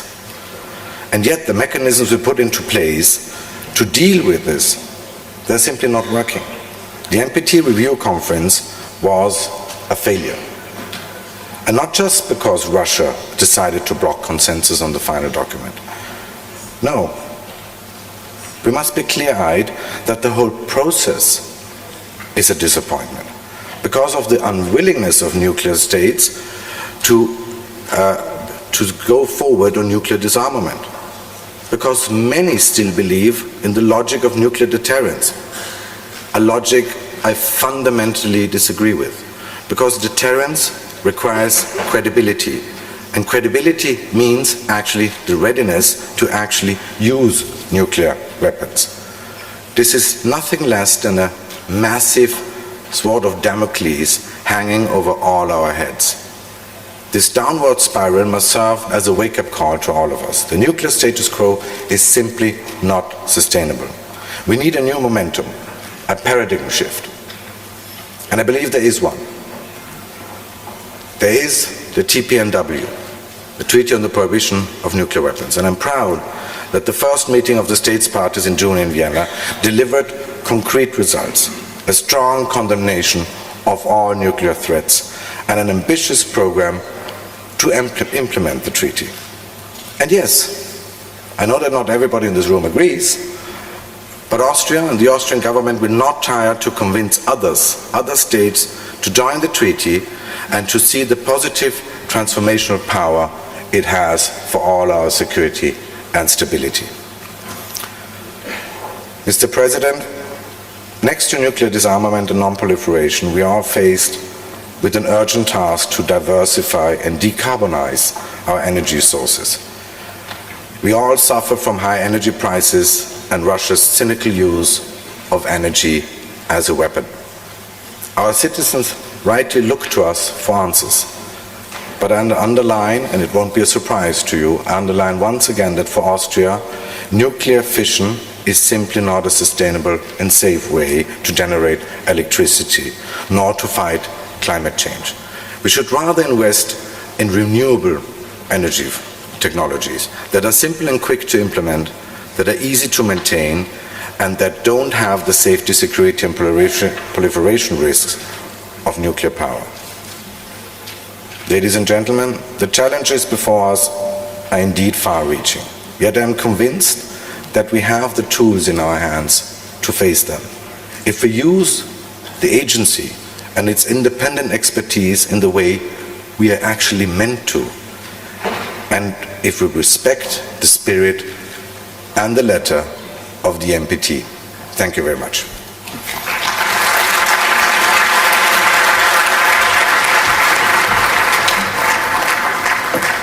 I thank the Federal Minister for European and International Affairs of Austria for his wise words, and I invite the Director General of the State Atomic Energy Corporation of the Russian Federation, Mr. Alexei Likachev. You have the floor, sir. Большое спасибо. Thank you very much. Уважаемый господин председатель, Thank you, Mr. Chairperson. Ваше превосходительство, генеральный директор, дамы и господа. В последние полгода вся система международного сотрудничества в ядерной энергетике столкнулась с беспрецедентными вызовами. Кроме того, небывалого уровня достигла политизация деятельности целого ряда международных организаций. Нередко звучат несправедливые, порой циничные и абсурдные обвинения в адрес Российской Федерации, далеко выходящие за рамки уставной деятельности этих организаций. Подчеркну, что в этой тяжелой ситуации МАГАТЭ выдерживает испытания на прочность и остается в рамках своего профессионального мандата, несмотря на попытки ряда государств-членов превратить агентство в площадку для продвижения политических позиций. Важно, чтобы МАГАТЭ и в дальнейшем сохраняла этот профессиональный подход и неполитизированный подход. Считаю необходимым озвучить принципиальную позицию Российской Федерации. Обеспечение ядерной безопасности и физической защиты ядерных объектов и установок – абсолютный приоритет, где бы эти объекты ни находились. Мы всячески поддерживаем усилия МАГАТЭ по обеспечению ядерной безопасности и физической защиты объектов Украины. Неукоснительно соблюдаем и руководствуемся 7 принципами ядерной безопасности, сформулированными руководителем агентства. В этой связи, с учетом заявлений, прозвучавших в том числе и сегодня в этом зале, не вступая в полемику, хочу сказать, в рамках системы Организации Объединенных Наций каждый имеет право на свое мнение. Но никто не должен иметь права на свои собственные факты. А факты состоят в следующем. Первое. Вооруженные силы Украины обстреливают Запорожскую атомную электростанцию с использованием беспилотников, тяжелой артиллерии и ракетных систем залпового огня. Украинские диверсионные группы подрывают опоры линии электропередач Курской АЭС на территории России. Это прямая угроза ядерной безопасности. Второе. Никаких российских войск и тяжелых вооружений на территории Запорожской АЭС нет. Есть подразделения Росгвардии, выполняющие охранные функции, и есть автомобили радиационной, химической и биологической защиты. Без них просто невозможно сегодня говорить об обеспечении ядерной безопасности АЭС в обстановке непрекращающихся украинских ударов. Кроме того, на площадке находится несколько специалистов Росатома, которые не вмешиваются в оперативное управление станцией. Их главная и единственная задача – консультационная и организационная помощь руководству ЗАЭС в обеспечении ее безопасности в это непростое время. И третье, наверное, самое главное. С самого начала Россия поддерживала усилия МАГАТЭ и его гендиректора по организации миссии агентства на Запорожскую АЭС. Мы сделали все возможное, чтобы визит экспертов на станцию состоялся еще в июне, но тогда поездка сорвалась не по нашей вине. Мы активно содействовали организации миссии на Запорожскую АЭС в конце августа, в начале сентября. Я подчеркиваю личное мужество участников международной миссии и генерального директора Рафаэля Мариано Гросси. Мы приветствуем присутствие на площадке Запорожской АЭС двух сотрудников агентства на постоянной основе. Это решение помогает развеять многочисленные спекуляции относительно обстановки на Запорожской атомной станции. Мы находимся с коллегами в рабочем контакте, обеспечиваем их безопасность, а также надлежащие условия работы и быта. Естественно, содержательную работу их не вмешиваемся. Мы готовы к взаимодействию по техническим аспектам зоны защиты ядерной и физической ядерной безопасности Запорожской АЭС. Мы готовы договариваться о ее создании максимально быстро. Уважаемые коллеги, дамы и господа, несмотря на драматические обстоятельства, наше сотрудничество с МАГАТЭ по основным уставным направлениям не остановилось. Мы финансируем крупные проекты агентства по линии программы технического сотрудничества, Фонда физической ядерной безопасности, Российской программы поддержки гарантий, программы действий по лечению рака и ИНПРО. Российские эксперты участвуют в мероприятиях МАГАТЭ и вносят содержательный вклад в деятельность агентства. В деятельности МАГАТЭ все большее место занимает климатическая повестка. Мы приветствуем эту работу. Мы системно участвуем в этом работе и будем всячески поддерживать и подчеркивать лидерство МАГАТЭ. Известно, что чаще всего в качестве аргумента против атомной энергетики используется тезис о якобы нерешимости проблем обращения с отработавшим ядерным топливом и радиоактивными отходами. Наш ответ на этот простой и реализуемый – это замыкание ядерного топливного цикла. Такой же подход мы предлагаем и своим международным партнерам. Дамы и господа, скажу несколько слов об основных событиях в атомной отрасли в России и в нашем международном сотрудничестве. Несмотря на беспрецедентное санкционное давление, мы исполняем все взятые на себя обязательства в рамках заключенных договорных отношений. Ни одна стройка Росатома не остановилась. В апреле текущего года указом президента Российской Федерации продлен до 30 года срок реализации национального проекта развития техники, технологий и научных исследований в области атомной энергии. Приоритеты остаются неизменными. Разработка технологий обращения с АЯТ, замкнутый топливный цикл, АЭС малой и средней мощности. Развитию малой атомной энергетики мы придаем особое значение. В Якутии сооружаем наземную атомную электростанцию с реакторными установками типа РИТМ-200 мощностью 55 мегаватт. На Чукотке работает единственная в мире плавучая атомная электростанция с реакторами малой мощности. Будут развернуты еще 4 модернизированных энергоблока. С удовлетворением констатируем, что МАГАТЭ активно встраивает технологии малых модульных реакторов в существующие нормы и правила агентства, в том числе в рамках созданной по инициативе гендиректора агентства неформального института Венской группы. Уважаемые коллеги, дамы и господа, господин председатель, ваше председательство, господин генеральный директор, хочу закончить свое выступление словами из приветствия президента Российской Федерации Владимира Владимировича Путина участникам 10-й конференции по рассмотрению действий договора о распространения ядерного оружия. Все страны, соблюдающие требования ДНЯО, должны иметь право доступа к мирному атому без каких-либо дополнительных условий. Готовы делиться с партнером своим опытом в сфере атомной энергетики. Российская Федерация сделает для этого все необходимые усилия. Спасибо большое за внимание. I thank the Director General of the State Atomic Energy Corporation of the Russian Federation for his statement. And now I'm pleased to give the floor, actually I would say to give the screen to the chairman of the Japan Atomic Energy Commission Cabinet Office, Mr. Mitsuru Uesaka, who is speaking to us from Tokyo. President, Director General, distinguished delegates, Japan highly commends the agency's work in promoting the peaceful uses of nuclear energy and non-proliferation.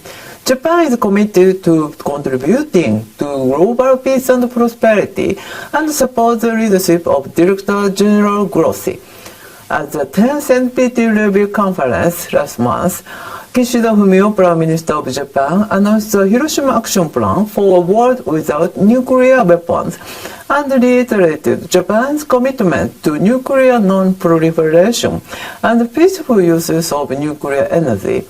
It is deeply regrettable that the final document was not adopted by consensus due to the objection by Russia.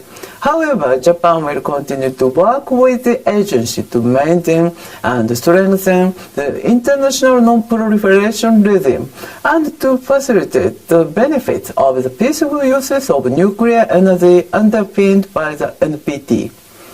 Japan is gravely concerned about the situation of nuclear facilities in Ukraine, Russia's military activities near or at nuclear power plants and other facilities in Ukraine, let alone Russia's unjustifiable and unprovoked aggression against Ukraine, cannot be tolerated. Japan condemns Russia's action in the strongest terms. Japan commends and supports the continuous efforts of the agency to secure nuclear safety and security in Ukraine based on the 7 indispensable pillars of nuclear safety and security, which include the agency's assistance to Ukraine and its mission to the Zaporizhzhia nuclear power plant.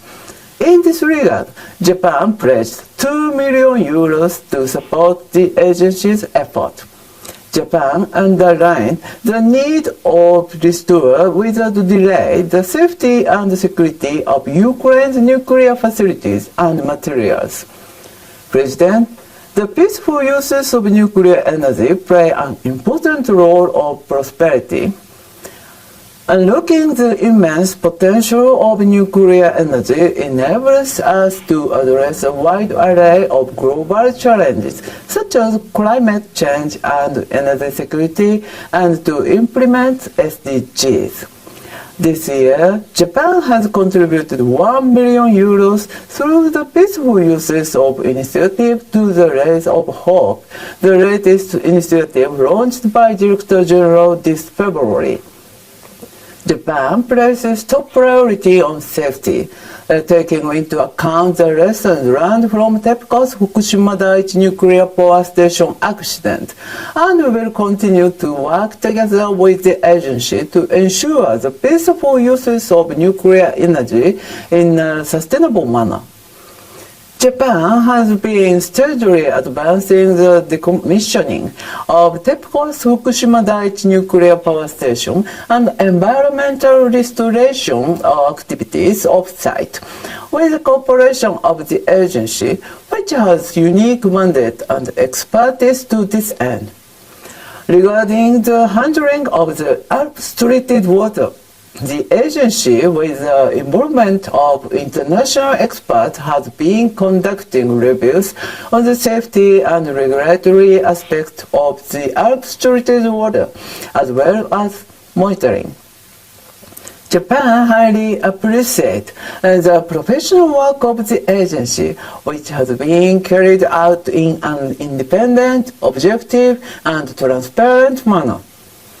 In close cooperation with the international community, including the agency, Japan will continue to advance its effort in a transparent and scientific manner in accordance with domestic and international safety standards. President, IAEA safeguards are the fundamental instrument for ensuring global nuclear non-proliferation. Japan strongly supports the agency's efforts to make them more effective and efficient. Japan also strongly supports the universalization of the CSA and AP. The international community should continue to work together to resolve regional non-proliferation issues. First and foremost, North Korea's nuclear and missile programs pose a serious challenge to the international non-proliferation regime and were totally unacceptable. Japan strongly urges North Korea to take concrete steps towards the complete, verifiable, and irreversible dismantlement of all weapons of mass destruction, ballistic missiles of all ranges, and related programs. In this regard, I wish to emphasize the critical importance for all states to fully implement relevant United Nations Security Council resolutions, and to note that the denuclearization of North Korea requires a robust verification where the agency should play an important role. With regard to Iran's nuclear-related activities, Japan supports the JCPOA to uphold the international non-proliferation regime. Japan will proactively contribute to efforts toward achieving the return to compliance with the JCPOA by all relevant countries. Gender parity expands the horizon in the field of peaceful uses of nuclear energy and non-proliferation. Japan welcomes the continued effort by the agency to achieve gender parity, including through the IAEA Marie Curie Fellowship Initiative. Japan is a proud contributor to the initiative since its launch. In closing, I would like to reiterate Japan's firm determination to continue to provide its maximum support for the agency. Thank you. I thank the Minister Minister of State for Science and Technology of Japan, Ms. Takaichi Sanae, and of course for a statement, of course, apologize with her and with the Japanese delegation if I was given a wrong name at the beginning. I now have the pleasure to give the floor to the Minister of Foreign Affairs and Trade of Hungary, Mr. Peter Szijjártó. Thank you, Mr. Minister. You have the floor. Hello. Mr. President, Mr. Secretary General, Director General, thank you so much for adding me to the list of the speakers here. And as we are meeting here in Vienna, the European Union is moving towards a recession and has already been in a very serious crisis of energy supply. European energy market as such doesn't exist currently. Prices are skyrocketing as the east to west supply chains are being interrupted. This situation, though, increases the significance of nuclear energy big time. We have to make it very clear, it's a fact, without nuclear energy, there is no safety of energy supply in Europe. And without nuclear energy, there is no affordable energy in Europe. The capacities in nuclear energy decrease our dependency on the totally unpredictable changes of the energy environment That's why we can say that the capacities on nuclear energy equal our sovereignty. Hungary has a more than 40-year-long very positive experience with using nuclear energy. We do consider this way of generating energy as being cheap, safe and sustainable, without which it would be absolutely impossible to meet our green goals. Your Excellencies, dear colleagues, you know that the European Union has introduced sanctions because of the war, but the first package has made it very clear that the peaceful use of nuclear energy does not fall under sanction regime. Unfortunately, regardless of that, some entities in the European Union are trying to overperform in this regard, and they are continuously making attempts to put hurdles and obstacles in the way of nuclear investments. I want to make it very clear here that we do consider all actions carried out by institutes in Brussels, by national export authorities or by banks operational in Europe to hurdle and put obstacles on the way of the construction of our nuclear power plant as attacks against our sovereignty. Because we do consider the issue of safety of energy supply as an issue of sovereignty.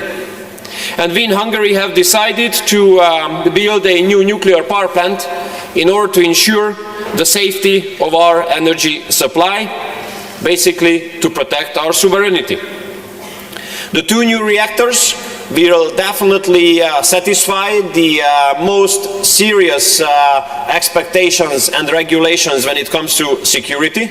We are the neighbors of Austria, so we have to make sure in this regard. It's an international project led by Rosatom, but companies from the United States, France and Germany are among the subcontractors as well. It's good news that the new nuclear power plant has received the final establishment permit. According to our expectations, the first concrete will be set in ground by autumn next year, and the new nuclear power plant should be operational from 2030. By the way, with this investment, we will avoid the emission of 17 million tons of CO2 on an annual basis. And I want to underline here that we do have the right to build this nuclear power plant. We do have the right because the composition of the national energy mix is a national competence. And once again, I want to underline that there are no sanctions in Europe against nuclear energy. That's why putting obstacles or hurdles on the way of nuclear investments is a violation of the European regulations. And because of the fact that there is a crisis of energy supply here in Europe, we have decided back in Hungary to submit a request to the European Union to prolong the lifetime of the currently running nuclear reactors of ours. And we do expect the EU institutions to carry out a fair and fact-based procedure without any kind of ideological or political approach. Dear colleagues, you might know that the European Union is planning to put together another sanction package, and I would like to inform you that there's a red line for Hungary in this regard. We will never support, as we have never supported, any sanctions which would have endangered our safe energy supply. We never supported and will never support any sanction which would endanger our nuclear investment, be it in a direct or in an indirect way. That's why we will not support any kind of sanctions regarding the engineering, construction or IT services. And believe me, this standpoint does not have any kind of Russian and any kind of Ukrainian aspect. We don't care what they think about this position of ours. We only care about one thing, which is our national interest. And our national interest is that we should be able to guarantee the safe supply of energy for Hungary. That's why we do our best to complete the construction of our nuclear power plant as quickly as possible, in order to put it as a part of our national energy mix and to switch it on our grid.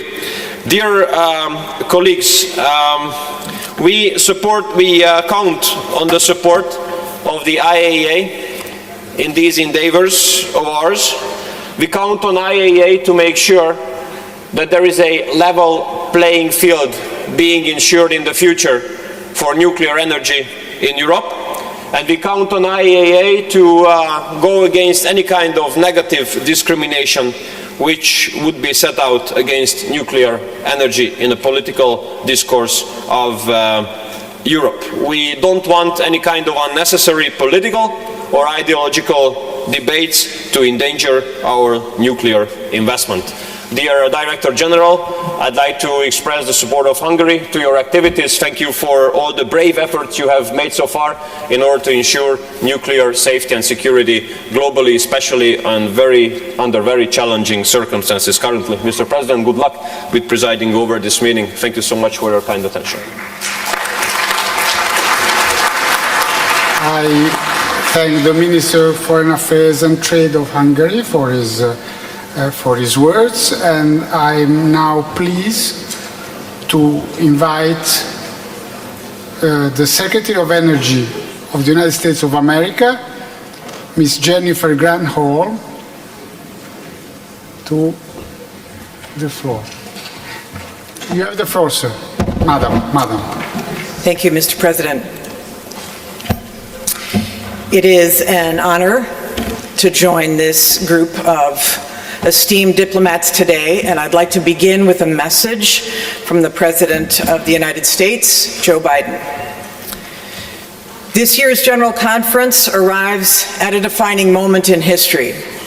We face existential climate crisis, we face fast-paced technological innovation, and we face Russia's brutal and unnecessary invasion of Ukraine. We can tackle these challenges by building on the work done at the 10th Nuclear Non-Proliferation Treaty Review Conference and working with the IAEA to promote non-proliferation, safety, and security standards as we advance peaceful applications of the atom. My administration is dedicated to reestablishing U.S. leadership in nuclear energy as we tackle the climate crisis. We seek to establish the additional protocol as a universal standard for nuclear supply arrangements, while also limiting the spread of sensitive enrichment and reprocessing technologies. That's why we're working closely with the IAEA to ensure that the AUKUS partnership among Australia, the United Kingdom, and the United States meets the highest non-proliferation standard. Strengthening nuclear and radioactive material security is one of my administration's highest priorities, and I look forward to working with the IAEA to continue our collective efforts to counter weapons of mass destruction, thwart terrorism, and improve nuclear and radioactive material security practices. The United States is committed to working with partners worldwide to secure these materials and further reduce the threats of nuclear and radiological terrorism. President Biden continues. Our efforts to promote responsible nuclear stewardship stand in stark contrast to Russia's recent reckless and irresponsible words and actions. After weeks of good faith negotiations from the international community, Russia blocked consensus on a final document at the NPT review conference. Russia's seizure of Ukrainian nuclear facilities casts doubt upon Moscow's commitment to the peaceful uses of nuclear energy and undermines its credibility as a nuclear energy supplier. And the Kremlin has repeatedly made overt nuclear threats against Europe.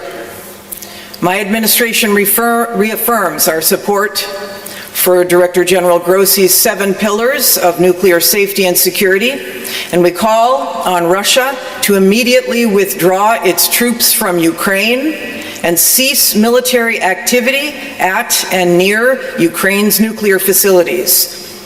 I am grateful for the professionalism and dedication of Ukrainian operators at the Zaporizhzhia nuclear power plant, and for their efforts to ensure that the plant remains safe under difficult circumstances.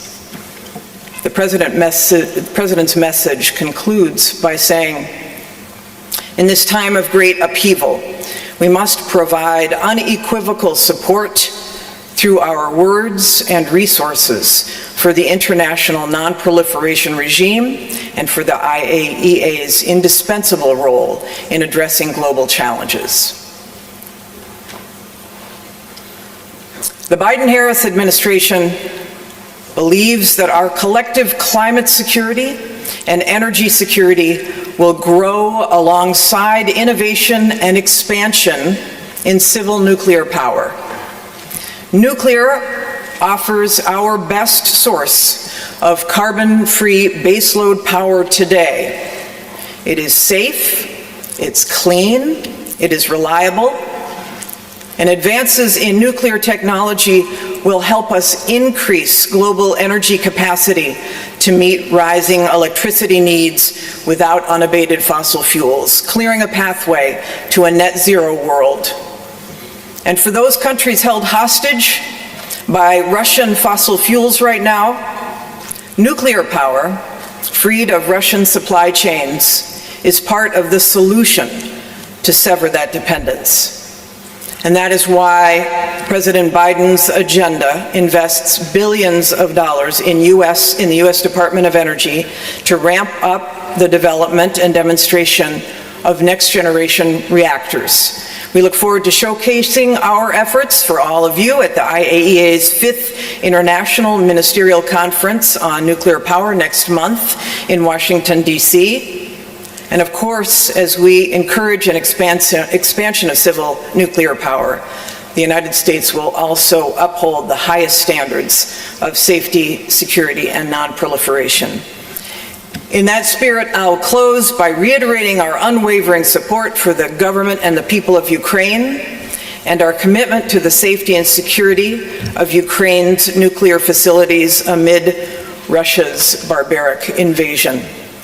I wish all of the delegations well as we work to strengthen the role of the IAEA,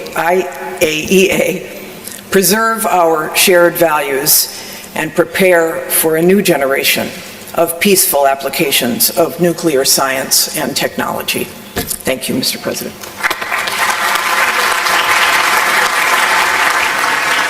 I warmly thank the Secretary of Energy of the United States of America for her words and for sharing with us the message from President Biden. I now have the pleasure to invite the Minister of Energy of Saudi Arabia, His Royal Highness Prince Abdulaziz bin Salman Al Saud. You have the floor, sir. Thank you.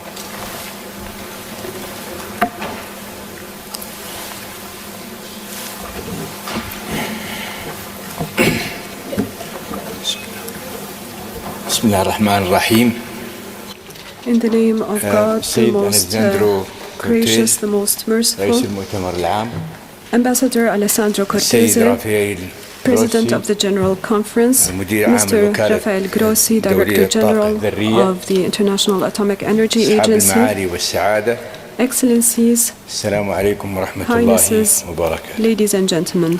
May the peace, mercy, and blessings of God be upon you. At the outset, I wish to thank the State of Kuwait for having chaired the 65th regular session of the General Conference and for its efforts in making that General Conference a success.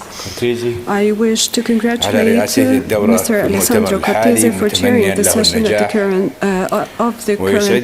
General Conference, wishing you all success. It is a pleasure to be among you, attending this important forum which reflects the role of the IAEA in bolstering international cooperation towards harnessing the atom for peace and development. Excellency, I convey to you the appreciation of the leadership of the Kingdom of Saudi Arabia for the agency's outstanding efforts led by its Director General in promoting the agency's role in harnessing nuclear technology and finding solutions to global challenges to provide a safe environment free from nuclear threats. I wish to thank the Director General for launching several pivotal initiatives related to nuclear technology and regulatory aspects in member states. Your Excellency the President, as an extension of the Kingdom of Saudi Arabia's continuing support for the agency's efforts and distinguished initiatives, and based on the absolute belief that peaceful cooperation between countries is one of the key measures towards achieving prosperity and stability in the world, the Kingdom has contributed $2.5 million towards the agency's initiative to modernize its laboratories and to contribute towards strengthening nuclear and radiological regulatory capabilities, in addition to the provision of raw material to member states of the agency, thus guaranteeing the peaceful uses of nuclear energy. In addition, the Kingdom has contributed $1 million in support of the agency's zoonotic disease integrated action project to help prevent the outbreak of infectious zoonotic diseases and enhance preparedness and responsiveness to these diseases. Your Excellency, the Kingdom's national policy for atomic energy emphasizes the importance of the development of peaceful uses of nuclear technology with the highest standards of transparency and reliability and the highest levels of safety in accordance with the Kingdom's international obligations. Within our national atomic energy project, we are working in cooperation and coordination with the agency to develop and implement our national plans to facilitate the contribution of nuclear energy to the national energy mix and thus meet national development requirements. Thus, we are collaborating with the agency in working to build programs to develop national human capabilities, which has led to the rapid growth of national capabilities, thus fulfilling the highest international standards in this domain. We benefit greatly from the agency services. This includes the very important role played by the agency in developing the capabilities of our member states in response to nuclear emergencies, through conducting international exercises. The Kingdom has participated indeed in some of those exercises and benefited greatly thereof. Excellency, upon the conclusion of the 10th Review Conference of the NPT, the Kingdom emphasizes the importance of concerted international efforts to implement the provisions of the treaty and achieve its universality. This should be done through avoiding politicization of non-proliferation issues and through preserving the rights of member states to benefit from peaceful nuclear technology and the natural resources in accordance with the relevant international treaties and agreements. We underscore and commend the role of the DG in continuing to preserve the agency's neutrality in dealing with non-proliferation issues and the agency's responsibilities when it comes to safeguards agreements, especially with regards to monitoring Iran's nuclear program. We also stress the importance of supporting the agency and its DG to resolve all Iran's outstanding issues and fulfill until it fulfills and demonstrates a complete compliance with its safeguards agreement. This will allow to put an end to Iranian nuclear activity in the region, which threatens peace and stability. And we wish to equally highlight that beyond the region, this activity threatens peace and stability around the world, and the role of the Board of Governors in preserving the non-proliferation regime. Mr. President, I conclude by stressing that the Kingdom renews its support to the agency to harness nuclear technology for humanity. And we call on the international community to cooperate actively in developing and firmly addressing all attempts of non-peaceful and unsafe uses of the nuclear technology. Thank you, Your Excellency, and I wish you all success. May the peace, mercy, and blessings of God be upon you. I thank the Minister of Energy of Saudi Arabia, but I also wish to thank Your Highness for your kind words and wishes. I now invite the distinguished Minister of Climate and Environment of Poland, Ms. Anna Moskwa, to make her statement. You have the floor, Madam. Mr. President, Mr. Director General, Your Excellencies, ladies and gentlemen, apologies for my family name, but I'm fully Polish. I congratulate His Excellency Ambassador Alessandro Cortese on his election to this honorable function of the President of the 66th session of the General Conference of the International Atomic Energy Agency. I assure you of Poland's full support and cooperation. Excellencies, if it was a normal conference, general conference, I would tell you what a Polish plan to develop nuclear power plants. And I would tell you that by 2033, first reactor will start its operations, and that by 2043, 6 reactors will provide up to 15% of all our energy demand. If it was a normal conference, I would tell you how important is the agency's technical cooperation and program. But it's not a normal conference. When we are sitting here and discussing, there are 6 reactor power plants, the biggest in Europe, in Zaporizhzhia in Ukraine, which is occupied by Putin, by Russian troops, and by Rosatom officials. They invaded Ukraine and they invaded the plant. The Director General and his staff visited the site. There is no doubt, and the report from the mission clearly indicates that all 7 pillars for ensuring nuclear safety and security during the Russian invasion have been and still are severely violated. Russian artillery is shelling the Zaporizhzhia facilities. Chernobyl nuclear analytical laboratories were looted. South Ukraine nuclear power plant was shelled and is still at the highest danger. Zaporizhzhia Ukrainian personnel working on a plant is being terrorized.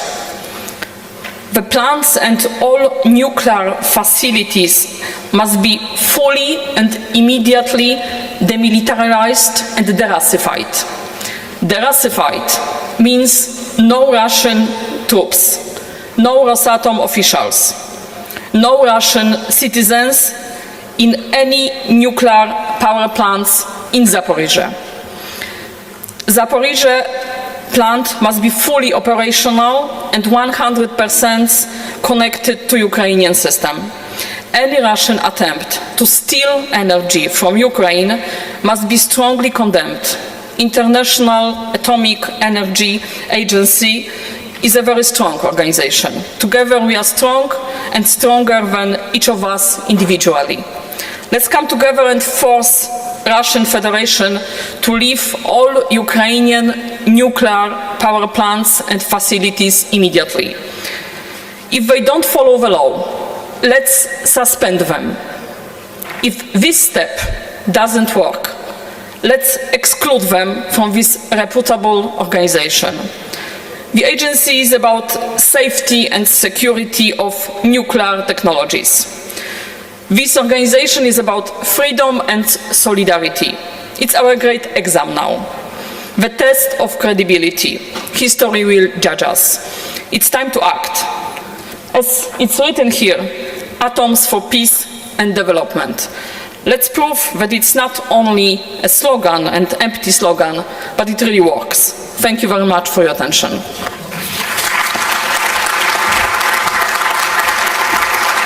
I thank the Minister of Climate and Environment of Poland, and now I invite the distinguished Minister of Hydrocarbons and Energy of Bolivia, plurinational state, to intervene with a video is Mr. Franklin Molina Ortiz.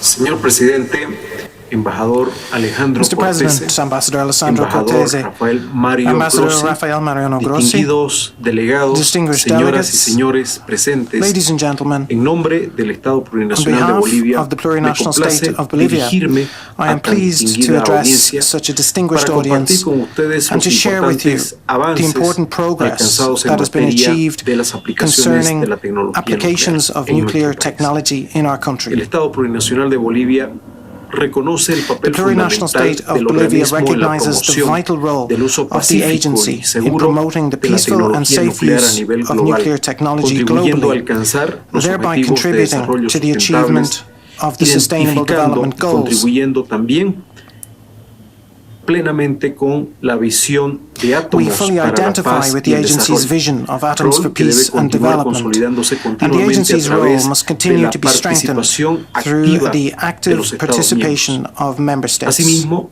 tenemos presente el In addition, importante aporte we del are sistema de cognizant of the salvaguardas important contribution administrado por el that the organismo safeguard para system no administered by the proliferación agency de armas makes nucleares, to ensuring the objetivo con el que non-proliferation el of Estado nuclear boliviano está weapons. profundamente comprometido, Bolivia is deeply committed habiendo to this ratificado el objective, tratado sobre having la ratified the proliferación treaty de las on the armas prohibition nucleares of nuclear weapons. como un claro ejemplo This de la is a clear responsabilidad example que asume of the el Estado responsibility boliviano that en esta Bolivia materia. assumes in this Nuestro sphere. país viene implementando el programa nuclear Our boliviano country is que responde implementing a the un Bolivian diálogo nuclear continuo program, entre los which is the diferentes fruit sectores de of nuestro continuous país dialogue como un among the different instrumento sectors of our y country. mecanismo mediante This el program cual is an se instrument and promueve el mechanism uso through which pacífico the peaceful nuclear use of nuclear tanto en los energy ámbitos de las is aplicaciones promoted with energéticas regard to both como energy-related tecnológicas para lo que applications nosotros and hemos technological denominado el applications vivir to bien. achieve what we A call través del living programa well. nuclear boliviano se Through tiene the Bolivian nuclear implementado program, un centro de a investigación y center desarrollo en for tecnología research nuclear and development que está in nuclear conformado por un technology complejo is ciclotrón being operationalized. radiofarmacia It is preclínica, un composed complejo of a cyclotron multipropósito de radiopharmacy irradiación y un preclinical reactor complex, nuclear de a multipurpose investigación que estará irradiation ubicado a complex, 4.000 and a nuclear metros de research altura sobre reactor. el nivel del mar, It will be located siendo 4,000 meters único en above su sea tipo. level, De making igual it manera, unique. se está construyendo una red In the de same centros vein, de a medicina nuclear network y of nuclear radiofarmacia, medicine and conformada radiotherapy por centers 3 centros is being de última constructed.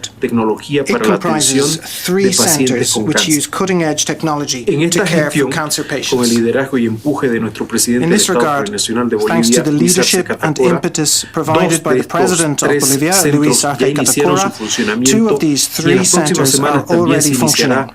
con la In the coming operación weeks, de complejos de ciclotrón the radiofarma cyclotron e radiopharmacy irradiación, preclinical instalaciones and que irradiation contribuirán complexes will al begin desarrollo de operating. nuestro país These y al facilities will fomento de la contribute to the investigación development of our country científica y and will tecnológica foster en beneficio scientific de todos and los technological bolivianos. research for the A benefit of fin de all asegurar las Bolivians. condiciones In institucionales order to y ensure legislativas that adecuadas the para la appropriate institutional implementación and y legislative funcionamiento de estas conditions for instalaciones, the se implementation and estableció functioning un of these nuevo facilities órgano are in place, regulador a new independiente, independent fortaleciendo las regulatory regulatory body has been established. The creation of this body strengthens our national capacities to oversee and control this technology. In addition, the law on the peaceful application of nuclear technology has been enacted. Furthermore, we have signed various international conventions and agreements.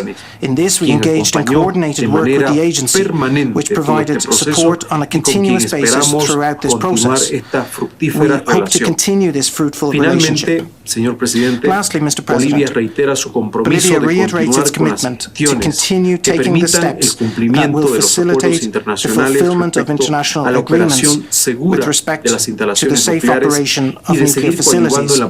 We also reiterate our commitment to continue contributing to the promotion of activities related to nuclear safety in our facilities. President, it's our hope that this conference will be a resounding success and conducted in a peaceful spirit. Thank you. I thank the Minister of Hydrocarbons and Energy of Bolivia plurinational state, and for me as a Roman, meaning from Rome, Catholic, it's a particular pleasure to invite Archbishop Paul Richard Gallagher, Secretary for Relations with States and International Organization of the Holy See, to take the floor. You have the floor, sir. Mr. President, I have the great honor of conveying to you and to all the distinguished participants at this 66th General Conference of the International Atomic Energy Agency the best wishes and cordial greetings of His Holiness Pope Francis. On behalf of the Holy See, I congratulate you, Ambassador Alessandro Cortese, and the members of the board on your election by this conference. I also express our gratitude to Director General Rafael Mariano Grossi and to the Secretariat for their dedicated work for the benefit of the whole IAEA family. We particularly appreciate the Director General's tireless efforts to help secure the safety and security of nuclear facilities in Ukraine and prevent what Pope Francis recently called a nuclear disaster. The Holy See also congratulates St. Kitts and Nevis as well as Tonga on becoming members of the IAEA. Mr. President, amid the dreadful conflicts and unrest which we witness in many parts of the world, and in face of the continuing escalation of the war in Ukraine, with words and actions that risk to leave less space for diplomatic solutions, we must never abandon the search for dialogue. Let us pursue it with firm and unshakable determination and without restrictions. Dialogue can nourish critical, rational, and objective thinking. It helps us to counter false beliefs and prejudices. It is a process that allows us to consolidate the foundations of human coexistence, to identify and promote the common good in knowledge and full respect of differences. The Holy See appeals to all nations to foster, through collective and joint commitment, a culture of care which places human life and dignity at the center. At this moment of great uncertainty, when the world seems to be at a crossroads and the threat with the use of nuclear weapons has come back to haunt us, the Holy See appeals to all nations to silence all weapons and eliminate the causes of conflicts through tireless recourse to dialogue and negotiation. As Pope Francis warned us earlier this year, those who wage war forget humanity. The Holy See has no doubt that a world free from nuclear weapons is both necessary and possible. This common goal was underlined by Pope Francis when he emphasized that nuclear weapons exist in the service of a mentality of fear that affects not only the parties in conflict, but the entire human race. International relations cannot be held captive to military force, mutual intimidation, and the parading of stockpiles of arms. Weapons of mass destruction, particularly nuclear weapons, create nothing but a false sense of security. They cannot constitute the basis for peaceful coexistence between members of the human family, which must rather be inspired by an ethics of solidarity. End of quotation. The Holy See signed and ratified the Treaty on the Prohibition of Nuclear Weapons with the aim of moving beyond nuclear deterrence to a world entirely free of nuclear weapons, affirming that nuclear weapons are arms of mass and environmental destruction. In the face of the very slow progress being made on the disarmament agenda, especially on nuclear disarmament, we might be tempted to lose hope.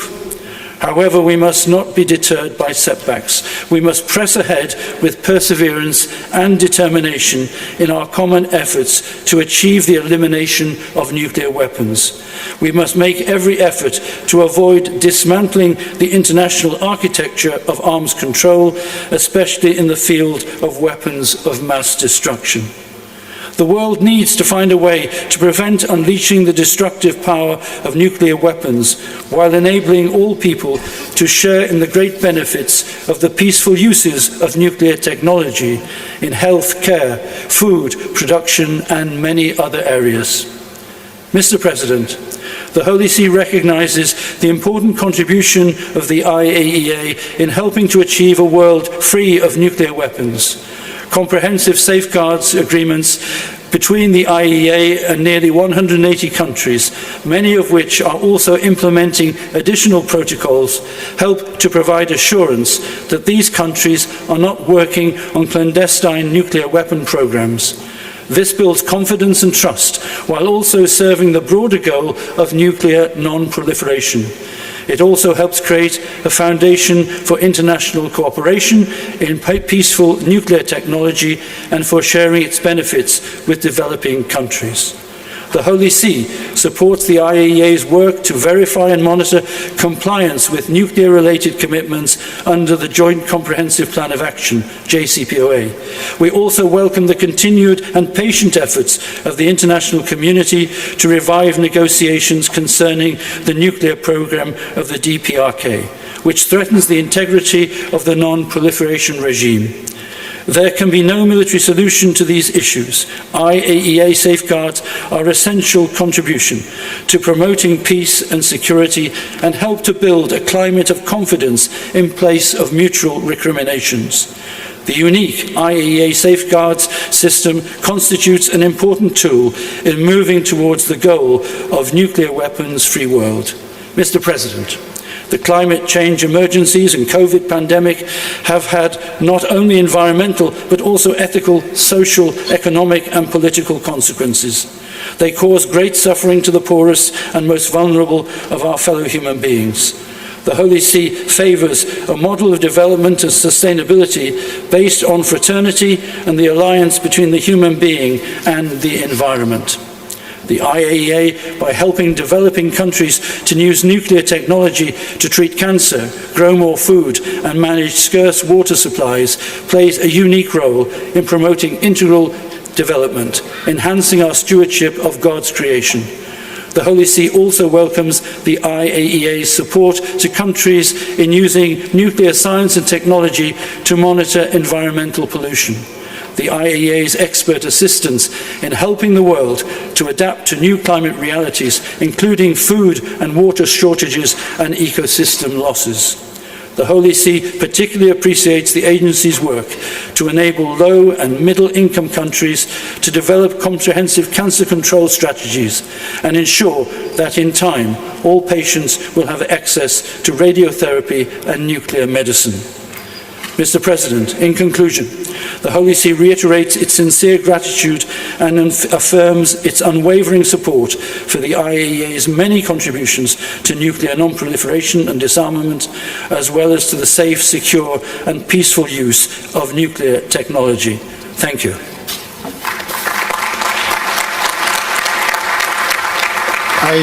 I wish to thank Archbishop Gallagher for his wise words and also for having reminded us of some wise and important words from Pope Francis.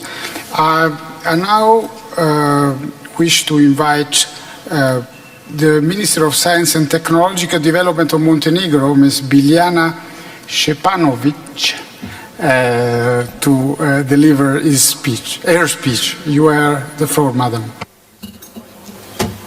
Everything is ready. Mr. President, Excellencies, distinguished delegates, ladies and gentlemen. At the very beginning, allow me to join previous speakers in congratulating you, Mr. President, on your appointment as the President of the 66th General Conference of the IAEA. Let me assure you of the full support of our delegation to you during this week's proceedings and beyond. Montenegro fully aligns itself with the statement delivered by the EU. I would like to nonetheless address you in my national capacity and highlight some issues of particular importance to my country. Mr. President, in the substantially compromised global security regime fueled by the unjustified and unprovoked act of aggression of the Russian Federation against Ukraine, the role and the importance of the agency is an impartial, independent and objective actor is more important than ever. The situation at the Zaporizhzhia nuclear power plant is of great concern to us. We call on Russia to implement without delay the March and September resolutions of the Board of Governors and to immediately cease all actions against and at NPP Zaporizhzhia. Montenegro fully supports the work of the agency in assisting Ukraine to ensure nuclear safety and security and to maintain the agency's safeguards on all nuclear materials and activities in all nuclear facilities within the internationally recognized borders of Ukraine.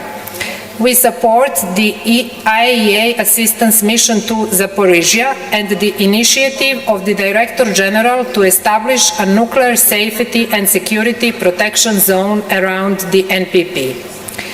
With unprecedented and rising number of nuclear-related crises we are facing today, allow me to commend the leadership of the Director General Rafael Mariano Grossi and the dedicated and tireless efforts of the Secretariat of the agency in maintaining international peace and security. Mr. President, Montenegro is a non-nuclear state, but we are a vigorous supporter of peaceful use of nuclear energy and furthering the application of nuclear science and technology. The agency engagement in this domain and the assistance offered to its member states has been of paramount significance. The human mission of the agency in service of the progress of all mankind was clearly demonstrated in the rapid response of the agency to the COVID-19 pandemics and well reflected in projects such as Zodiac and NUTEC, as well as in the new The Race of Hope initiative. As a proud member of the Friends of Renewal Plus and Renewal 2 projects, Montenegro strongly supports these and other endeavors of the agency and it is firmly committed to giving its utmost contribution to their successful implementation. Montenegro substantially benefited from the fruitful and ongoing cooperation with the agency through comprehensive and wide-ranging technical assistance programs included in the fields of nuclear safety and security, human and animal health, biotechnology, water research and environmental protection of the Adriatic Sea. I am proud that we will extend and further our cooperation this week with the signing of the new country program framework for cooperation between Montenegro and the agency for the period 2022-2027. I would also like to thank the Secretariat of the IAEA for its support for the regional project of the establishment of the International Institute for Sustainable Technologies in Southeast Europe and especially the capacity building assistance we have received. This project, which bears huge benefits for our region in terms of help and support to the people with malignant diseases, is in fact one of the best examples of the promotion of collaboration between science, technology and industry in the spirit Science for Peace and Development. Distinguished colleagues, Montenegro is devotedly committed to the fortifying full implementation and universalization of the multilateral regime for disarmament and non-proliferation, and to that extent the promotion of the universalization and full implementation of the Non-Proliferation Treaty, Montenegro continues to be a responsible and reliable partner in efforts to achieve sustainable peace and security, and guided by that postulate, we actively participated in the 10th Review Conference of the NPT, representing the very foundation of the global non-proliferation regime. In the deteriorating global security environment, we believe it is of paramount importance to reaffirm international norms related to the non-proliferation of nuclear weapons, considering the potentially catastrophic consequences of nuclear incidents. Allow me to remind that Montenegro is a state party to all major agency conventions and other relevant international instruments, striving to meet the highest standards when it comes to nuclear safety and security. Additionally, we have also invested significant efforts in the domain of protection against harmful effects of ionizing radiation and radioactive waste management. We are constantly working on upgrading our capacities in this area, determined to prevent any illegal use or mismanagement of radioactive materials and related knowledge and technologies. Mr. President, I would like to close my statement by reaffirming the resolute dedication of the government of Montenegro to continue to actively contribute to the agency work as well as to implementation of the outcome results of this conference. Thank you very much.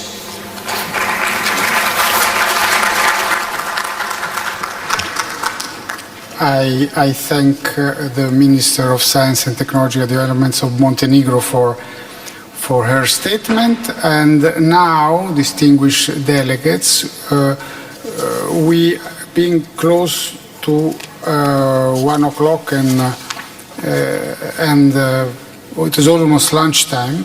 I have only one speaker on my list for this morning, and my last speaker is, and I'm very pleased of it, the Administrator General of the Alternative Energies and Atomic Energy Commission of France, Monsieur François Jacques.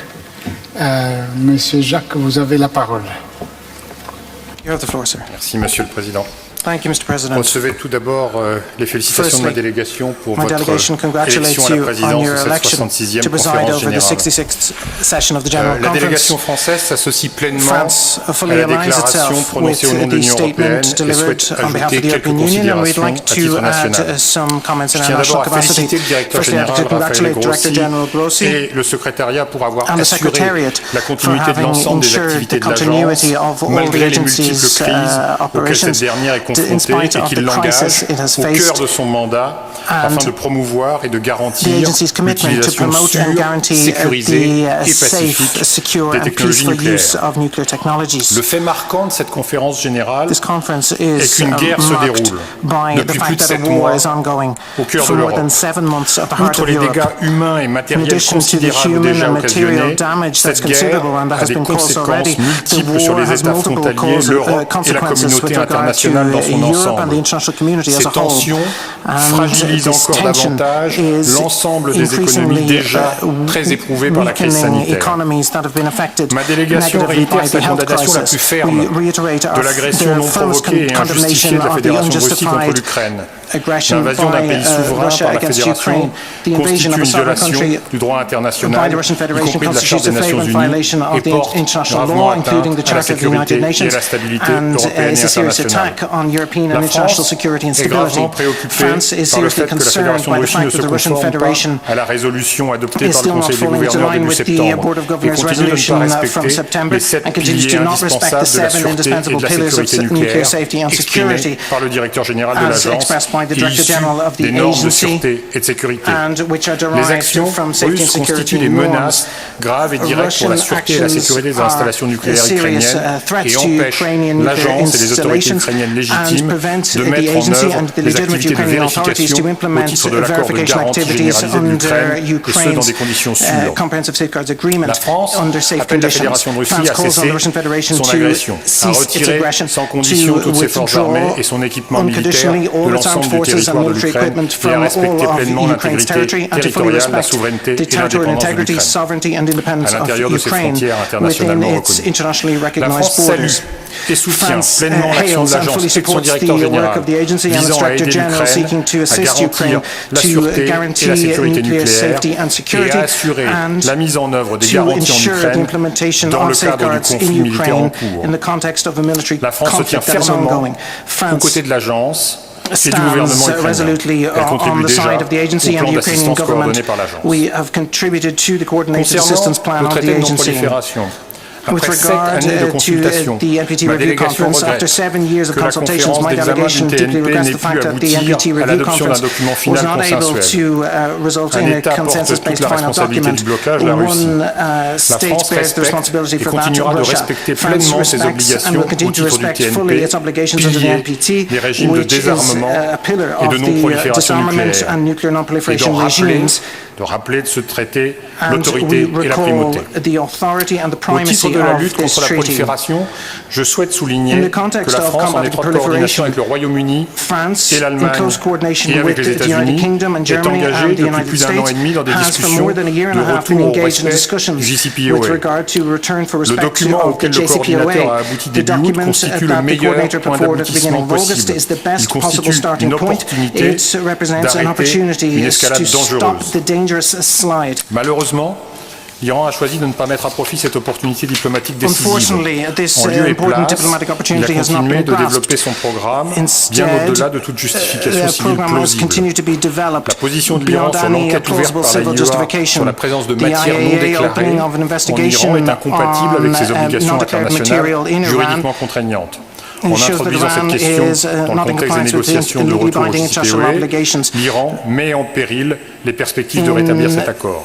La France soutient de manière déterminée le directeur général de l'AIEA pour la mise en œuvre des garanties en Iran. Nous attendons de l'Iran qu'il revienne rapidement à l'application de son protocole additionnel et des mesures de vérification prévues.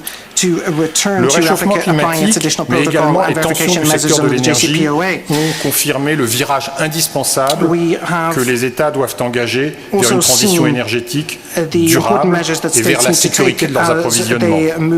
La France poursuit une politique énergétique et climatique au service de la sécurité d'approvisionnement et de ses objectifs ambitieux en matière environnementale et climatique.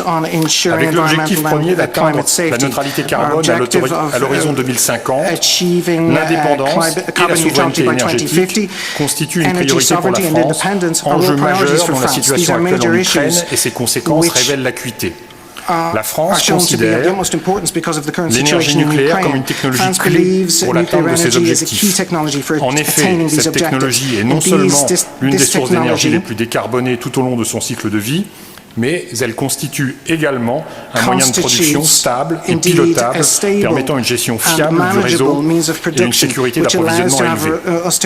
Le président de la République française a ainsi annoncé le lancement d'un nouveau programme de construction de 6 réacteurs nucléaires de type EPR2 en complément de la poursuite du développement massif de sources d'énergie renouvelables. L'innovation dans le domaine du nucléaire est également un facteur clé pour pérenniser la filière industrielle.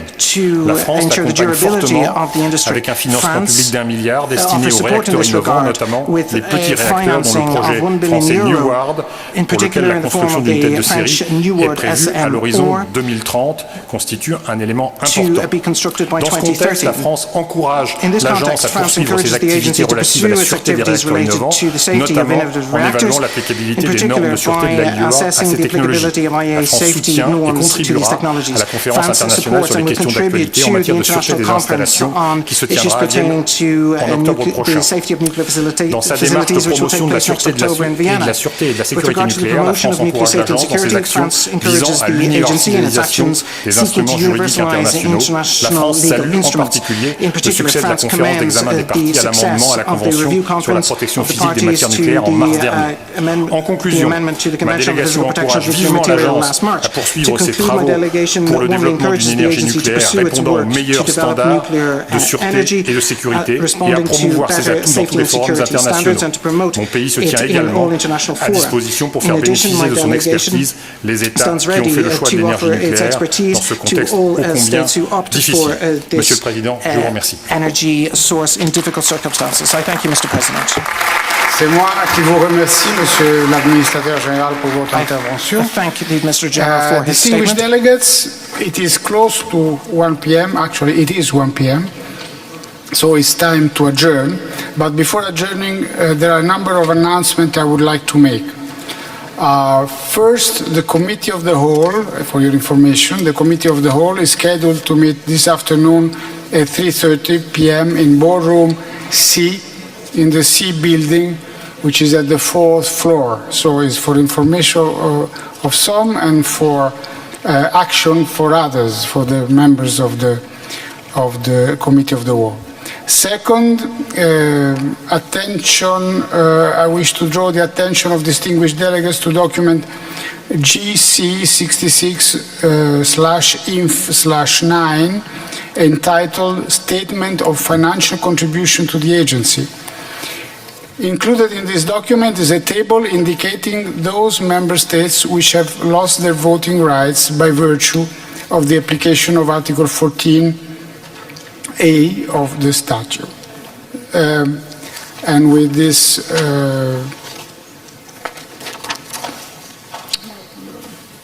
yes, and then I continue by saying that the first meeting of the General Committee dealing with item 5 of the provisional agenda, which is arrangement of the conference, will be held today at 2 o'clock in room CR6 in the 7th floor in the C building.